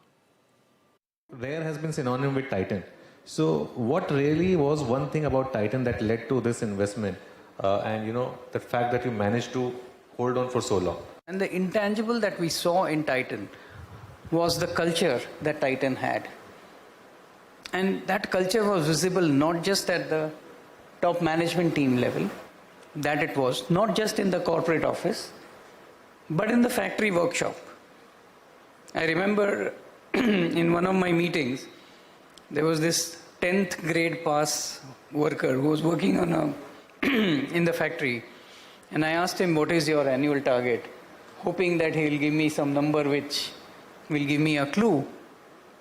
And he said, I have to generate 30% on the value of this machinery that I'm working on. That was his concept of 30% return on capital employed. When the worker on the shop floor of a company thinks in terms of return on capital employed, that is a culture that we would like to back. एक YouTube पर एक series आती है कि know the difference between you and एक कोई भी बड़ा नाम। तो वीरू, ये जो होता है ना, ये कहते हैं know the difference between a normal investor and Rakesh Jhunjhunwala. मतलब हम कोई भी इन्वेस्टमेंट करते हैं, कुछ भी करते हैं, तो कभी नहीं सोचते इस तरीके से कि ऐसा कोई थिंकिंग भी होती है। वो थिंकिंग अलग होती है। जो ये बड़े इन्वेस्टर्स जिस हिसाब से थिंकिंग करते हैं, और एक बड़ी कंपनी में एक 5% 10% की इक्विटी ले लेना, और ऑब्वियसली उसमें आपने उसकी पूरी कल्चर समझी थी कि क्या कह रहे हैं। वो एक 10वीं पास एक कर्मचारी है, वो काम कर रहा है, उससे पूछा कि आपका टारगेट क्या है, तो वो ये नहीं कह रहा कि मुझे इतनी घड़ी बनानी है, मुझे इतना करना है। वो कह रहा है मैं जितना मेरे ऊपर मतलब पैसा खर्च किया जाए, मुझे उसका 30% रिटर्न जनरेट करना है उस कैपिटल का। और वहीं से वो 30% ROCE ग्राउंड लेवल से लेके टॉप मैनेजमेंट तक। और यही एक कारण है कि इस तरीके की वेल्थ यहाँ पर क्रिएट हुई। ऑब्वियसली प्रोडक्ट अच्छा होना चाहिए, सब कुछ अच्छा होना चाहिए, लेकिन मतलब क्या कमाल किया टाटा ग्रुप की कुछ कंपनियों ने, तो टाइटन खास तौर से। गौरांग सर, ये अब क्या करें इसमें? जिसने बना लिया पैसा, वो क्या लाइफ के लिए बना रहे? जैसे कहते हैं ना, हीरा है सदा के लिए। क्या ये मतलब स्टॉक सदा के लिए? सदाबहार स्टॉक है ये अनुज, और जब तक आपको रुपए की जरूरत नहीं है, तब तक आपको अपना निवेश बेचना नहीं चाहिए। और आपके जीवन में अगर आपको रुपए की जरूरत नहीं पड़ी, तो ये आप जो आपका निवेश है पोर्टफोलियो में, वो अगली पीढ़ी को आप गिफ्ट के रूप में दे दीजिए, और उनको एक सबक दीजिएगा कि किस प्रकार से इस कंपनी ने आपके पोर्टफोलियो में पूंजी खड़ी की है। हमारी खरीदारी की राय काफी लंबे समय से टाइटन पर रही है अनुज, और मुझे और भी एक बात याद है। मेरे ख्याल से कुछ महीनों पहले इन्होंने एक कंपनी का अधिग्रहण किया था, कैरेट लेन। जब ये खबर आई थी बाजार में, और जो मूल्यांकन चुकाए गए थे टाइटन के तरफ से उस कारोबार को खरीदने के लिए कैरेट लेन को, तो बाजार को ये लगा था कि बहुत महंगा है, और इस स्टॉक में मेरे ख्याल से उस समय के आसपास कुछ गिरावट भी आई थी। मेरे ख्याल से हमारे चैनल पे ही हम बात कर रहे थे, तो हमने कहा था कि भाई ठीक है, खरीदारी की है, सिनर्जीज उतरने को टाइम लगेगा, लेकिन आज की वास्तविकता देखिए, जैसे अभी सुमित भी बता रहे थे पूरा इतिहास टाइटन का लेकर के, तो एक बहुत ही साधारण सा लक्ष्य जो स्तर पर खड़ा है वहां से 3520 का है, लेकिन ये लक्ष्य ऊपर के तरफ जरूर साथ देंगे हम नतीजों के आधार पर। अब एक काम करते हैं, गाबा सर वेरी क्विकली, आपके पोर्टफोलियो में है क्या टाइटन? जी नहीं, मेरे पोर्टफोलियो में टाइटन नहीं है, मिस हुआ है मेरे से। ओके, चलिए कोई नहीं।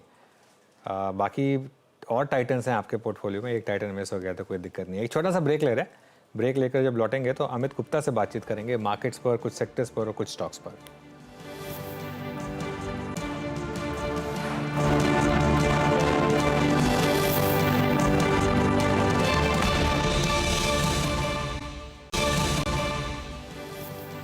Welcome back. अब बिग मार्केट वॉइसेस में बात करते हैं किन सेक्टर्स और स्टॉक्स पर आपकी इस समय नज़र होनी चाहिए। ICICI सिक्योरिटीज़ के PMS fund manager Amit Gupta जुड़ गए हैं हमारे साथ। Amit, good afternoon. शुरुआत करते हैं लार्ज बैंक्स के साथ। क्या हो रहा है इन बैंकों में जो अच्छे नंबर्स के बावजूद ये स्टॉक्स चल ही नहीं रहे हैं। हम देख रहे थे एक साल से SBI ने नेगेटिव रिटर्न्स दिए हैं, ICICI बैंक वहीं का वहीं पड़ा है, HDFC बैंक ने नेगेटिव रिटर्न्स दिए हैं, कोटक महिंद्रा बैंक ने नेगेटिव रिटर्न्स दिए हैं। एक सिर्फ इंडसइंड बैंक को छोड़ दें और कुछ हद तक एक्सिस बैंक, तो बाकी सब ने नेगेटिव रिटर्न्स दिए हैं। ऐसा क्यों हो रहा है? तो अनुज देखिए, जो सबसे पहले प्रीवियसली जब बैंक्स में रैली आई थी, राइट, तो बैंक्स में रैली इस वजह से आई थी कि क्रेडिट ग्रोथ का पिकअप होने की एक्सपेक्टेशंस थी, और उसके साथ जब इंटरेस्ट रेट्स भी बढ़ रहे थे तो डेफिनेटली वो पॉजिटिव था बैंक्स के लिए, क्योंकि लैंडिंग रेट्स आप पहले बढ़ाते हैं। तो वो फेज मार्केट ने देखा है स्टॉक्स के साथ। लेकिन उसके बाद अगर आप पिछले 2 क्वार्टर से देखिए तो ये बात हो रही थी कि कहीं ना कहीं लैंडिंग रेट्स शायद अब आगे नहीं बढ़ पाए। इनफैक्ट जो लास्ट फेड रेट का हाइक हुआ था उसके बाद भी लैंडिंग रेट्स नहीं बढ़े थे इंडिया में, क्योंकि इंडियन मार्केट्स में बॉन्ड यील्ड्स काफी सबड्यूड थी। अगर आप यूएस बॉन्ड यील्ड से कंपेयर करो, यूएस बॉन्ड यील्ड तो 3.3% से 5% तक चला गया था, बट हमारा बॉन्ड यील्ड तो 7.6% था मई 2022 में, और अभी भी 7.3 के आसपास है। तो बैंक्स ने उस समय रैली लिया क्योंकि डायरेक्टली आपका जो NIMs है वो एक्सपेंड हो रहे थे। लेकिन अभी सिनेरियो ये है कि क्रेडिट ग्रोथ तो पिकअप होगा, वो तो हमको डेफिनेटली लगता है, क्योंकि आप जितना इंडस्ट्रियलाइजेशन पे पुश कर रही है गवर्नमेंट, तो वहां पर जो क्रेडिट ग्रोथ है वो आने वाले समय में आएगा। जैसे जैसे प्राइवेट कैपेक्स बढ़ेगा वहां पर आपकी लैंडिंग ग्रोथ होगी। आज कॉर्पोरेट की जो बुक है, जो लैंडिंग बुक है, वो 6% से ही ग्रो कर रही है। वो अभी 17-18% नहीं आई है, जो रिटेल अनसिक्योर्ड लोन्स वगैरह पहुंच गए थे, जिसके ऊपर थोड़ा वार्निंग भी रिसेंटली RBI ने दिया था। तो मेरे ख्याल से जो बैंक्स का NIMs का एक्सपेंशन रुक गया है, वो एक रीजन है कि बैंक्स के अंदर एक कंसोलिडेशन फेज चल रहा है। आज आप देखिए तो सारे बैंक्स के अंदर जो फंड रेजिंग है वो बहुत जरूरी है, क्योंकि अल्टीमेटली यही क्रेडिट ग्रोथ का इग्निशन का काम करने वाला है। तो आई थिंक एक बार वो इस फेज से बाहर आएंगे, उसके बाद आपको बैंक्स में रैली मिलेगी। और अभी रिस्क वेट्स भी बढ़ाने पड़ रहे हैं, 25% से रिस्क वेट्स कंज्यूमर लेंडिंग में बढ़े हैं, तो वो इस कंसोलिडेशन को और थोड़ा प्रोलॉन्ग कर रहा है। और साथ में बैंकिंग जो है वो हैवी वेट है। अगर आप इंडेक्स में देखें तो इंडेक्स उतना कंपाउंडिंग करता हुआ दिख नहीं रहा है, क्योंकि S&P वगैरह के अंदर उतने बड़े पुलबैक्स नहीं हैं। तो इसलिए आई थिंक या तो आप मिड कैप कैटेगरी में आइए। आपने साउथ इंडियन बैंक देखा, it was performing good. We have seen कि एक ट्रांसफॉर्मेशन चल रहा है उस बैंक के अंदर, और ऐसे स्टॉक्स के अंदर आई थिंक कुछ परफॉर्मेंस आने वाले समय में और आ सकती है। बिल्कुल। तो ये हो गई बात बैंकों की। अब आते हैं दूसरे बड़े सेक्टर पर जहां पर बहुत शानदार मूव्स रहे हैं, IT। क्या ये अभी भी लीड करेगा मार्केट को, और अगर हाँ तो अमित आपकी प्रेफर्ड पिक्स क्या होंगी इस स्पेस में, लार्ज कैप या मिड कैप्स दोनों इंक्लूडेड? तो मिड कैप IT में फोकस ज्यादा है मनोज, क्योंकि लार्ज कैप्स के अंदर अभी भी हमें ऐसा लगता है कि अगर आप देखिए ग्रोथ के एंगल से, तो फाइनेंशियल ईयर 24 के अंदर तो कोई ग्रोथ नहीं आती हुई दिख रही है। इनफैक्ट डाउनग्रेड कर दिए गए हैं, नेगेटिव ग्रोथ तक की भी बात आ गई थी। और जो बड़ी डील्स हो रही हैं, क्योंकि एक ही सेविंग फैक्टर है कि बड़ी डील्स तो हो रही हैं, राइट, बट वो डील्स को हम देख रहे हैं कि जो एग्जीक्यूशन है वो नहीं हो रहा है, क्योंकि वो कहीं ना कहीं जो क्लाइंट्स हैं वो पोस्टपोन कर रहे हैं यूएस के अंदर इन डील्स को। इस वजह से जो लार्ज कैप IT का जो ग्रोथ है, क्योंकि बेस बहुत बड़ा है, जो ग्रोथ है वो कहीं ना कहीं मिसिंग है। आई थिंक जब तक वो सस्टेनेबल नहीं होना चालू करेगा, इन स्टॉक्स में ट्रेडिंग बाउंस तो आएंगे। इंटरेस्ट रेट्स जब लगेगा टॉप आउट से हो रहे हैं तब ट्रेडिंग बाउंस आएंगे, बट वो जो एक्चुअल ग्रोथ है आई थिंक वो आने में थोड़ा समय लगेगा। मिड कैप IT बेटर है, क्योंकि कहीं ना कहीं अगर ट्रेडिंग बाउंस लार्ज कैप्स में आते हैं तो मिड कैप्स आपको ज्यादा परफॉर्मेंस थोड़ा दे सकता है।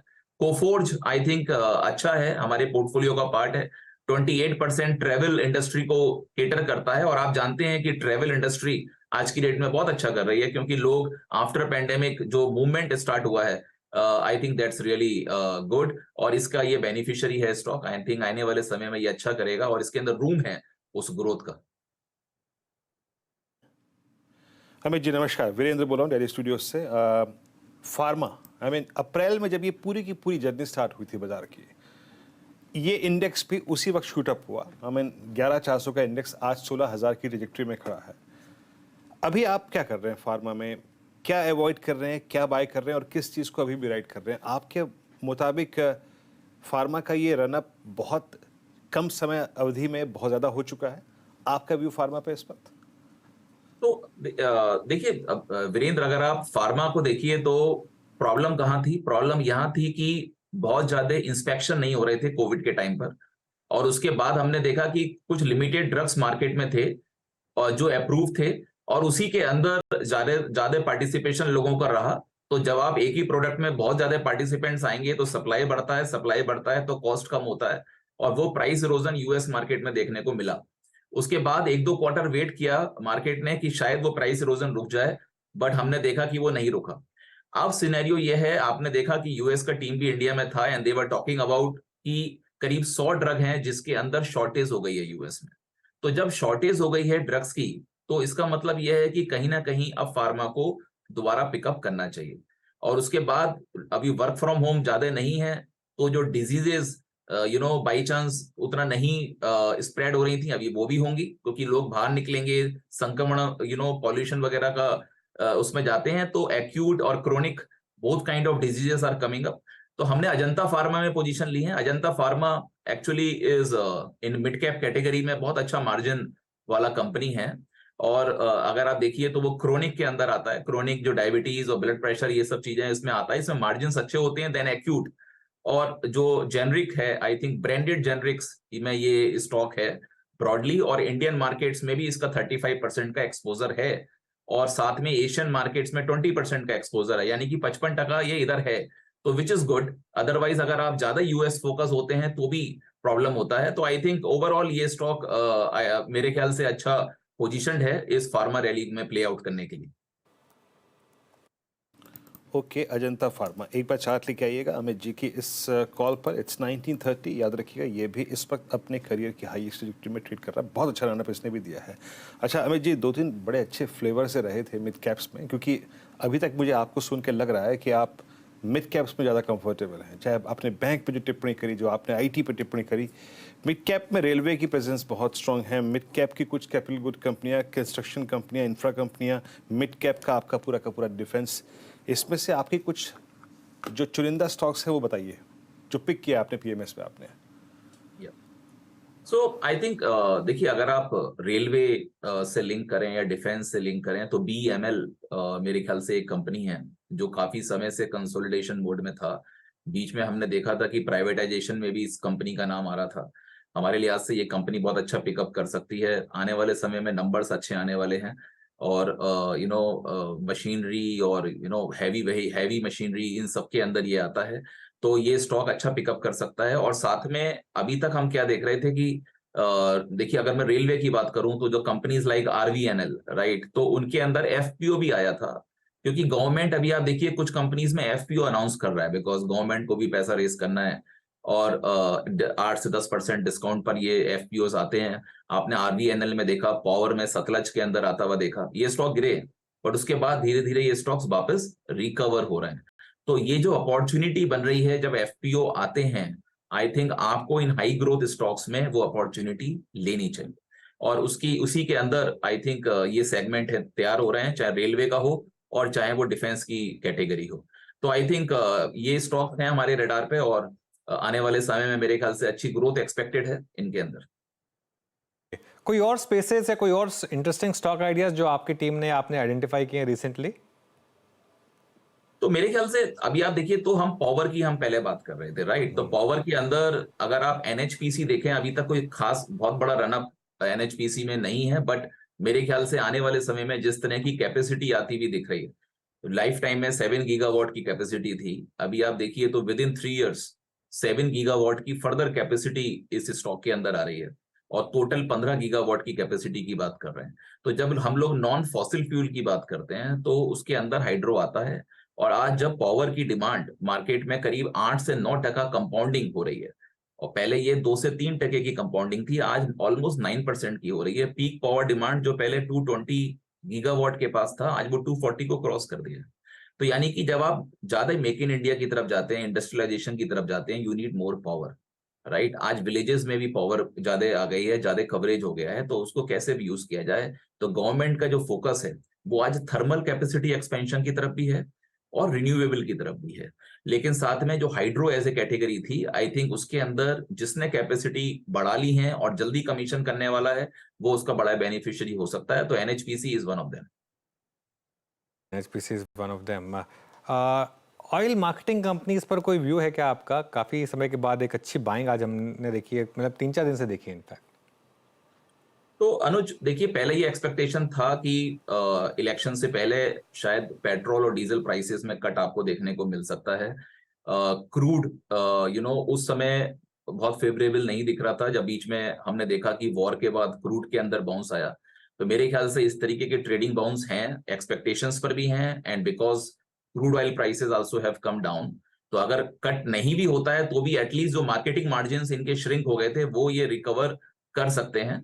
तो आई थिंक वो एक ट्रेडिंग प्ले डेफिनेटली है, बट ये स्टॉक्स हमने अपने पोर्टफोलियोज में नहीं लिए हैं। मेरे ख्याल से जहां रेगुलेटरी सिनेरियो कम है वहां पर आप आइए, और जहां डिमांड सिनेरियो बहुत ज्यादा है, आज आप देखिए तो डिमांड सिनेरियो पावर स्पेस में बहुत ज्यादा है। तो आई थिंक अगर आप पीएसयूज में एंटर होना चाहते हैं तो उस पर्टिकुलर स्पेस में आपको ज्यादा अल्फा देखने को मिलेगा। ओके, बहुत बहुत शुक्रिया अमित आज हमारे साथ जुड़ने के लिए और हमसे बात करने के लिए। ओके चलिए अब यतिन के पास वापस चलते हैं और डीलिंग रूम से कौन से 2 स्टॉक्स पर फीडबैक मिल रहा है वो जान लेते हैं। यतिन गुड आफ्टरनून, बताइए। Good afternoon. 2 स्टॉक्स जो आज डीलिंग रूम्स के रेडार पे हैं उनमें सबसे पहले Aurobindo pharma, much talked about stock है, लेकिन रिजल्ट्स के बाद देखें तो एक वन साइड मूव आया है, और इन जनरल फार्मा स्टॉक्स में डीलर्स जो है वो सिप्ला और ऑरोबिंदो ये 2 शेयर्स पे स्पेसिफिकली दाव लगा रहे हैं। ऑरोबिंदो की बात करें तो ओपन इंटरेस्ट आज भी 2% बढ़ा हुआ है, फ्रेश बाइंग आज भी देखने को मिल रही है, और डीलर्स की अगर आप माने तो यहाँ एक बीटीएससी ट्रेड बनता है 1065 से लेके 1075 तक के टारगेट्स के लिए। तो ये एक स्टॉक है जहाँ डीलर्स को लगता है फर्दर अपसाइड पॉसिबल है, क्योंकि बहुत सारे डोमेस्टिक फंड्स यहाँ खरीदारी कर रहे हैं। इसके अलावा एनएमडीसी ये भी एक स्टॉक डीलर्स के रेडार पे है। मेटल स्टॉक्स में हमने शॉर्ट कवरिंग आती हुई देखी है, और एनएमडीसी एक स्टॉक है जहाँ डीलर्स को लगता है 175 से लेके 178 लेके यानी 178 तक के लेवल्स यहाँ देखने को मिल सकते हैं। तो एनएमडीसी भी एक स्टॉक है जहाँ डीलर्स पोजिशनल बाय की खरीदारी अपने क्लाइंट्स को दे रहे हैं। ओके चलिए फिर ऑरोबिंदो फार्मा और एनएमडीसी ये 2 स्टॉक्स डीलर्स के रेडार पर। बीटीएसटी या एसटीबीटी टाइम, गाबा सर बताइए, बीटीएसटी या एसटीबीटी? बीटीएसटी। और आपका चुना हुआ स्टॉक जो कल वाला था बलरामपुर चीनी, what a move it is, बहुत बढ़िया मूव। 462 पर ट्रेड कर रहा है, 455 का स्टॉप लगाना चाहिए, 475 से 480 ये एक जोन है, वहां तक जाना चाहिए क्योंकि यहाँ पर रेसिस्टेंस नहीं है। बलरामपुर चीनी बाय। गाबा सर की पिक। मानस आपके पिक? अनुज जी देखिए, बीपीसीएल में खरीदारी करने की राय रहेगी। बीपीसीएल ने एक फ्रेश ब्रेकआउट दिया चार्ट पे, स्टॉक करेक्ट हुआ था लेकिन 20 मूविंग एवरेज के काफी ऊपर स्टॉक ने सपोर्ट किया और रिवर्सल आज देखने को मिल रहा है। तो बीपीसीएल के फ्यूचर में खरीदारी करेंगे। 402 रुपए के भाव चल रहे हैं, 398 के स्टॉप लॉस से बीपीसीएल के फ्यूचर में खरीदारी करिए, और 410 तक के टारगेट इस फ्यूचर में देखने को मिल सकते हैं। ऑप्शन में 400 वाला कॉल ऑप्शन लिया जा सकता है, 7 रुपए पे ट्रेड हो रहा है, 4 रुपए 90 पैसे के स्टॉप लॉस से इस ऑप्शन में भी आप खरीदारी कर सकते हैं, और 12 रुपए के टारगेट सेट कर सकते हैं। ओके, बीपीसीएल आज का एक और बहुत स्ट्रॉन्ग स्पेस ओएमसीज, उसमें से आप ट्रेड पिक करते हुए राजेश सतपुते जी आप ट्रेड क्या कैरी करेंगे कल मॉर्निंग के लिए? वीरेंद्र जी देखिए, हमारी नज़र भारत फोर्ज पे है, और मुझे लगता है कि जिस तरह से यहाँ पे आज जो फ्रेश मूव शुरू हुआ है ये कम से कम जाएगा इनिशियली 1125 और उसके बाद मुझे लगता है 1160। तो Bharat Forge is a buy, it's an excellent BTST, your stop loss should be at 1085। Bharat Forge आपका बाय ट्रेड है कल मॉर्निंग के लिए, थर्सडे मॉर्निंग के लिए कैरी करते हुए। रुचित आपका ट्रेड?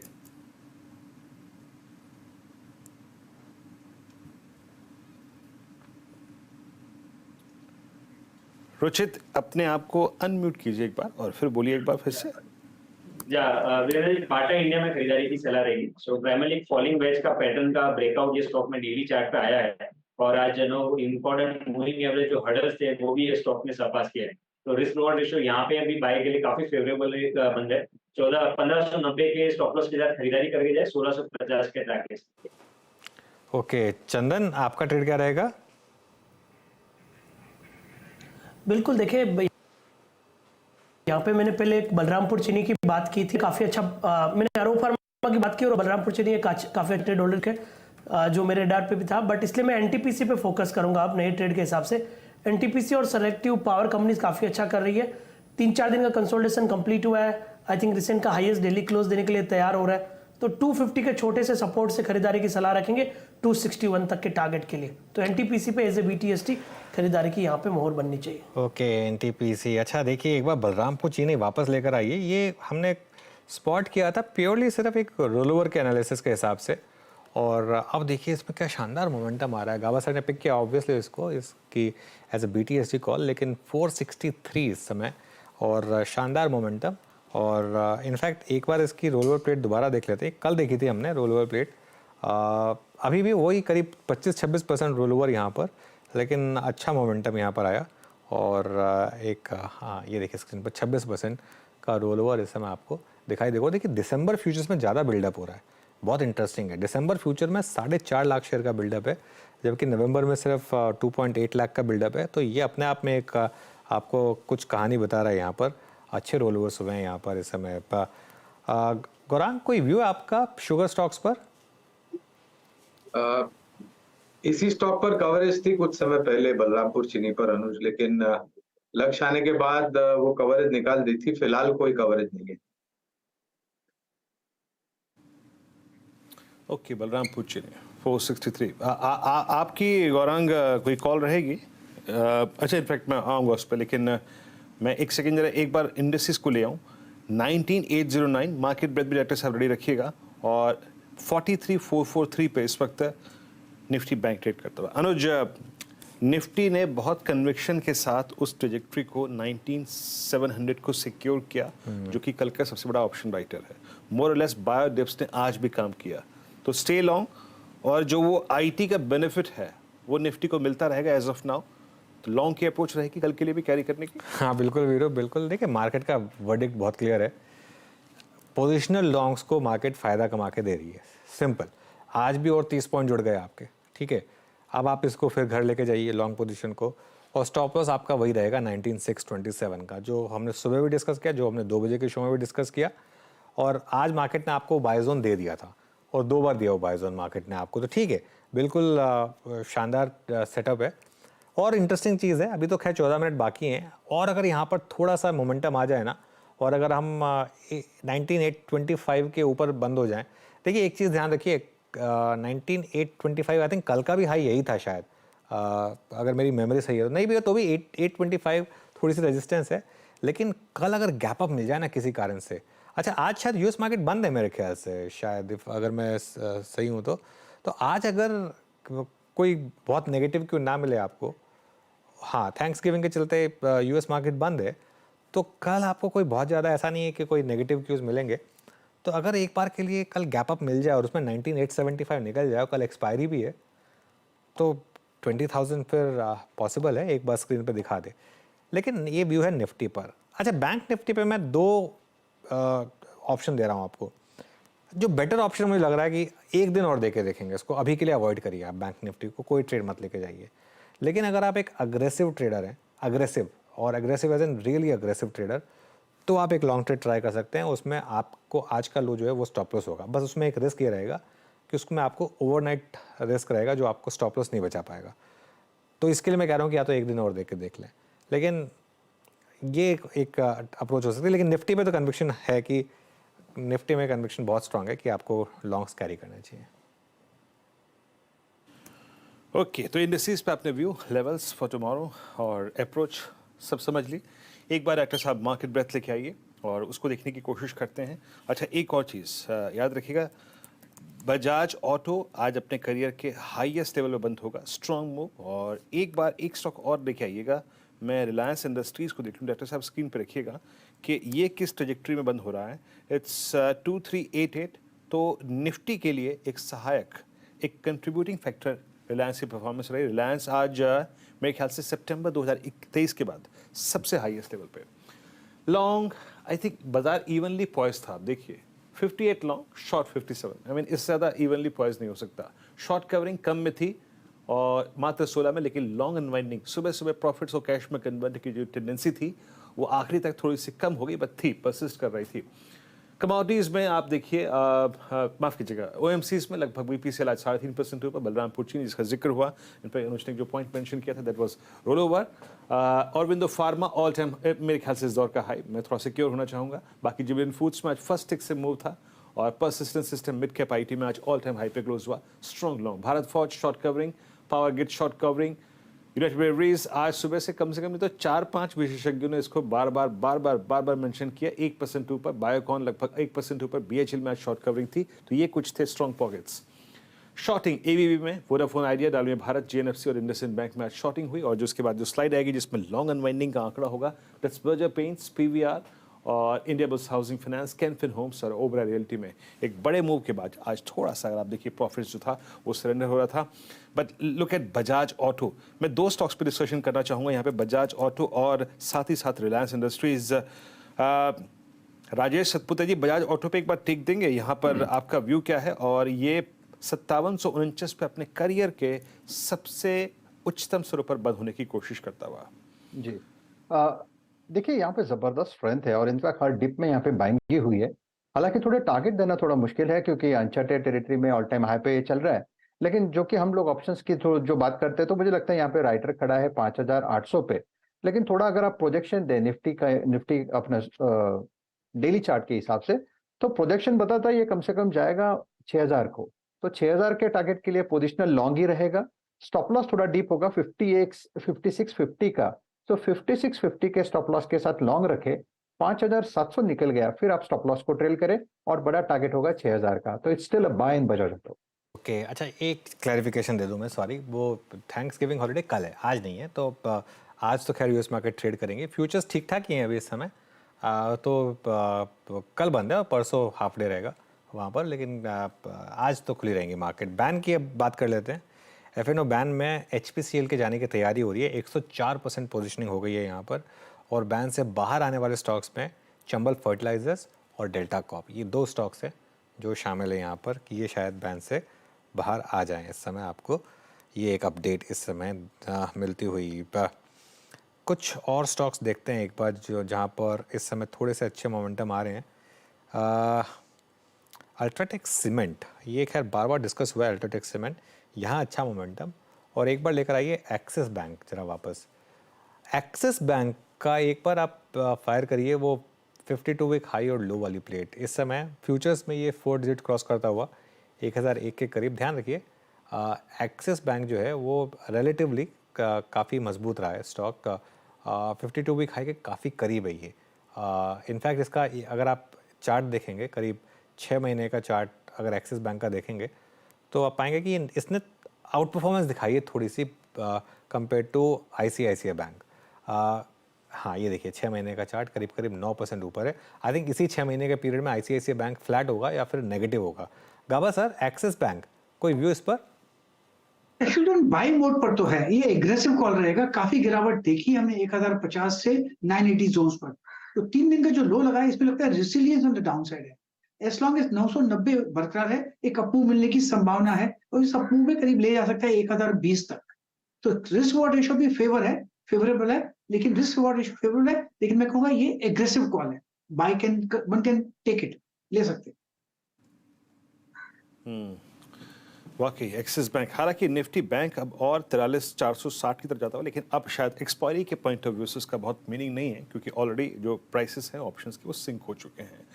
बट मैं रिलायंस की बातचीत करना चाह रहा था। बट ये वो इंडेक्स के लिए बहुत महत्वपूर्ण भाग है। डे हाई पे क्लोज हो रहा है।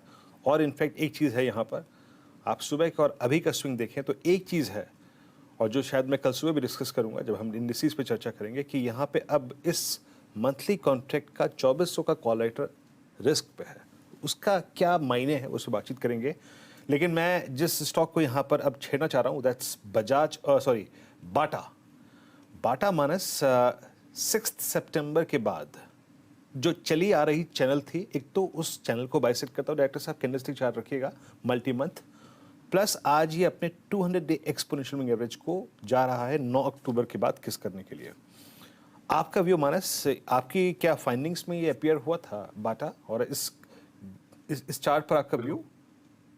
देखिए बिल्कुल, यहाँ पर रिवर्सल के साइन अब क्लियरली दिख रहे हैं। हाई टॉप साइड बॉटम बनने लगे हैं, इंपॉर्टेंट मूविंग एवरेजेस ब्रीच हुए हैं, 20 वीक मूविंग एवरेज के ऊपर स्टॉक निकला है। आई थिंक यहाँ से भी करीब 30 से 35 रुपए का अपमूव आपको देखने को मिल सकता है। तो शॉर्ट टर्म ट्रेडर के हिसाब से 1604 का स्टॉप लॉस से आपको खरीदारी करनी है और 1665 के टारगेट सेट करने हैं बाटा में।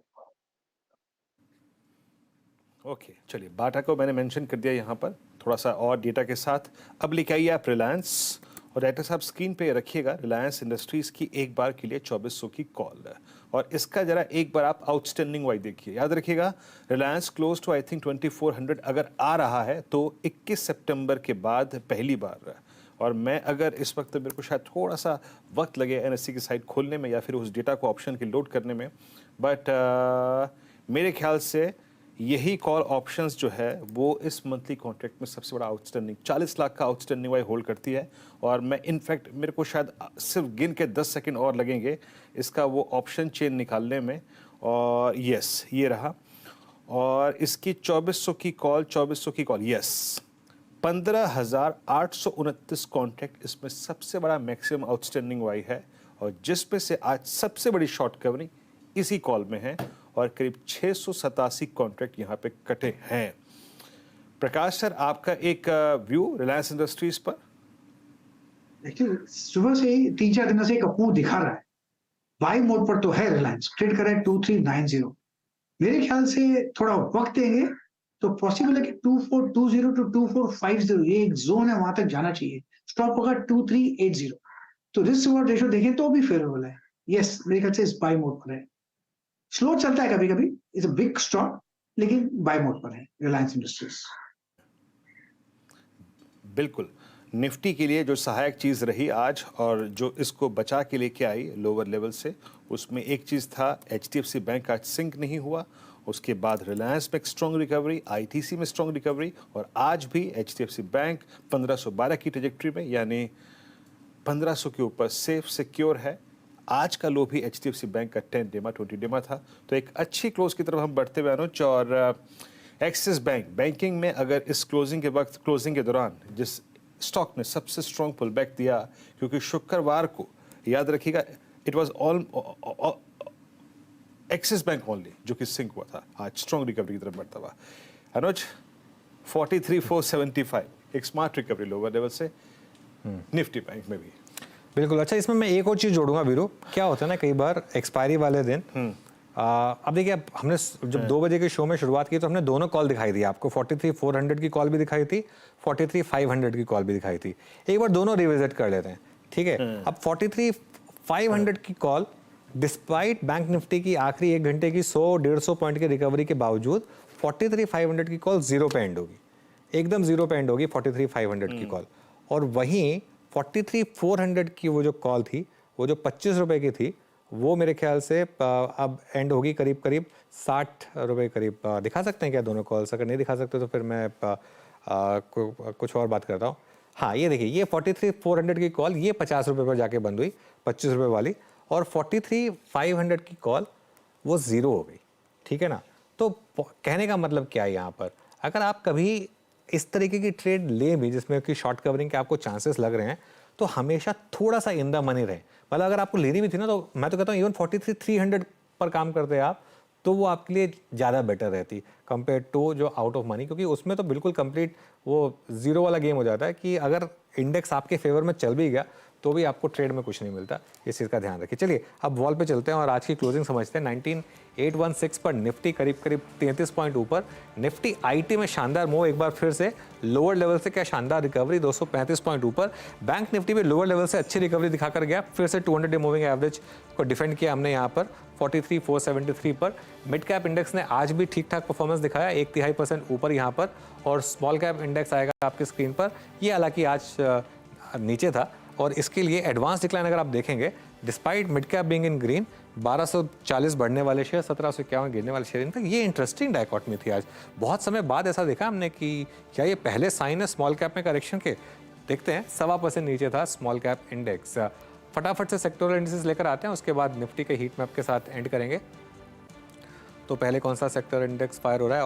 ऑटो में करीब 2.5% की तेज़ी इस समय आपको, मेटल्स में 1% की गिरावट, FMCG में 0.5% की तेज़ी। काफ़ी वॉलेटाइल था आज, मिक्स था काफ़ी, फार्मा 0.5% ऊपर करीब यहाँ पर। उसके अलावा कैपिटल गुड्स इंडेक्स ये भी करीब 0.5% ऊपर, और ऑयल एंड गैस ये करीब 1.5% ऊपर इस समय आपको दिखाई देगा। रियल्टी इंडेक्स में आज अच्छी खासी डिक्लाइन थी, करीब 2.5% नीचे। फाइनेंशियल सर्विसेज इंडेक्स भी हल्का सा नीचे। निफ्टी का हीट मैप लेकर आते हैं और एक बार देख लेते हैं कि आज किस तरीके के सौदे बने। सबसे टॉप गेनर BPCL 3.5% के गेंस यहाँ पर डिविडेंड अनाउंसमेंट से पहले। सिप्ला में अच्छी रिकवरी आज 1.5% ऊपर। बजाज ऑटो, उसके अलावा NTPC, इन्फोसिस में अच्छा मूव, बजाज ऑटो में अच्छा मूव। एक्सिस बैंक 1000 की तरफ बढ़ता हुआ, इनफैक्ट 999.5 पर क्लोजिंग इस समय। बजाज फाइनेंस और फिनसर्व में अच्छे मूव। टाइटन 3 लाख करोड़ का मार्केट कैप। TCS बायबैक से पहले यहाँ पर थोड़ी सी बाइंग। नीचे क्या रहा, नीचे थोड़े से बैंक्स, इंडसइंड बैंक करीब 2% नीचे, कोटक महिंद्रा बैंक 1.5% नीचे। उसके अलावा अदानी पोर्ट्स और अदानी एंटरप्राइजेस में करीब 1% की गिरावट रही। Mahindra and Mahindra, SBI, ICICI bank, HDFC bank, basically big banks जो हैं वहाँ पर थोड़ी सी डिक्लाइन रही इस समय। तो ये आज का ट्रेड रैप अप। चलिए सीधा सौदा की टीम्स लेकर आते हैं, दोनों की दोनों टीम्स, और किस तरीके का परफॉर्मेंस रहा वो देख लेते हैं एक बार। पहले आशीष की टीम लेकर आते हैं। आशीष की टीम में आपको दिखाई देगा BPCL टॉप गेनर आज का, NHPC, लिंक और टाटा मोटर्स यहाँ पर गेंस रहे। PPCL में खासतौर से गेंस रहे। नीरज की टीम में JK पेपर नेगेटिव साइड में, KDDL, अल्ट्राटेक सीमेंट और डिवीज लैब्स, ये कुछ ट्रेड्स थी जो आज यहाँ पर ठीक ठाक रही। फिर जी, तो आज का ये बुधवार का सेशन बैंक निफ्टी की एक्सपायरी उठा पटक से भरपूर रहा। पहले उठा, फिर पटका, फिर उठा। अभी एक्सपायरी एक और बाकी है और वो है कल निफ्टी की। कल सारे स्टैट्स, समीकरण, न्यूज़ फ्लो और ग्लोबल मार्केट्स, स्टॉक से न्यूज़ लेकर मैं, अनुज, आशीष और नीरज जी और सुमित मौजूद होंगे मॉर्निंग कॉल में, और उसके बाद 8 बजे मुनाफे की तैयारी लेकर। तब तक के लिए नमस्कार।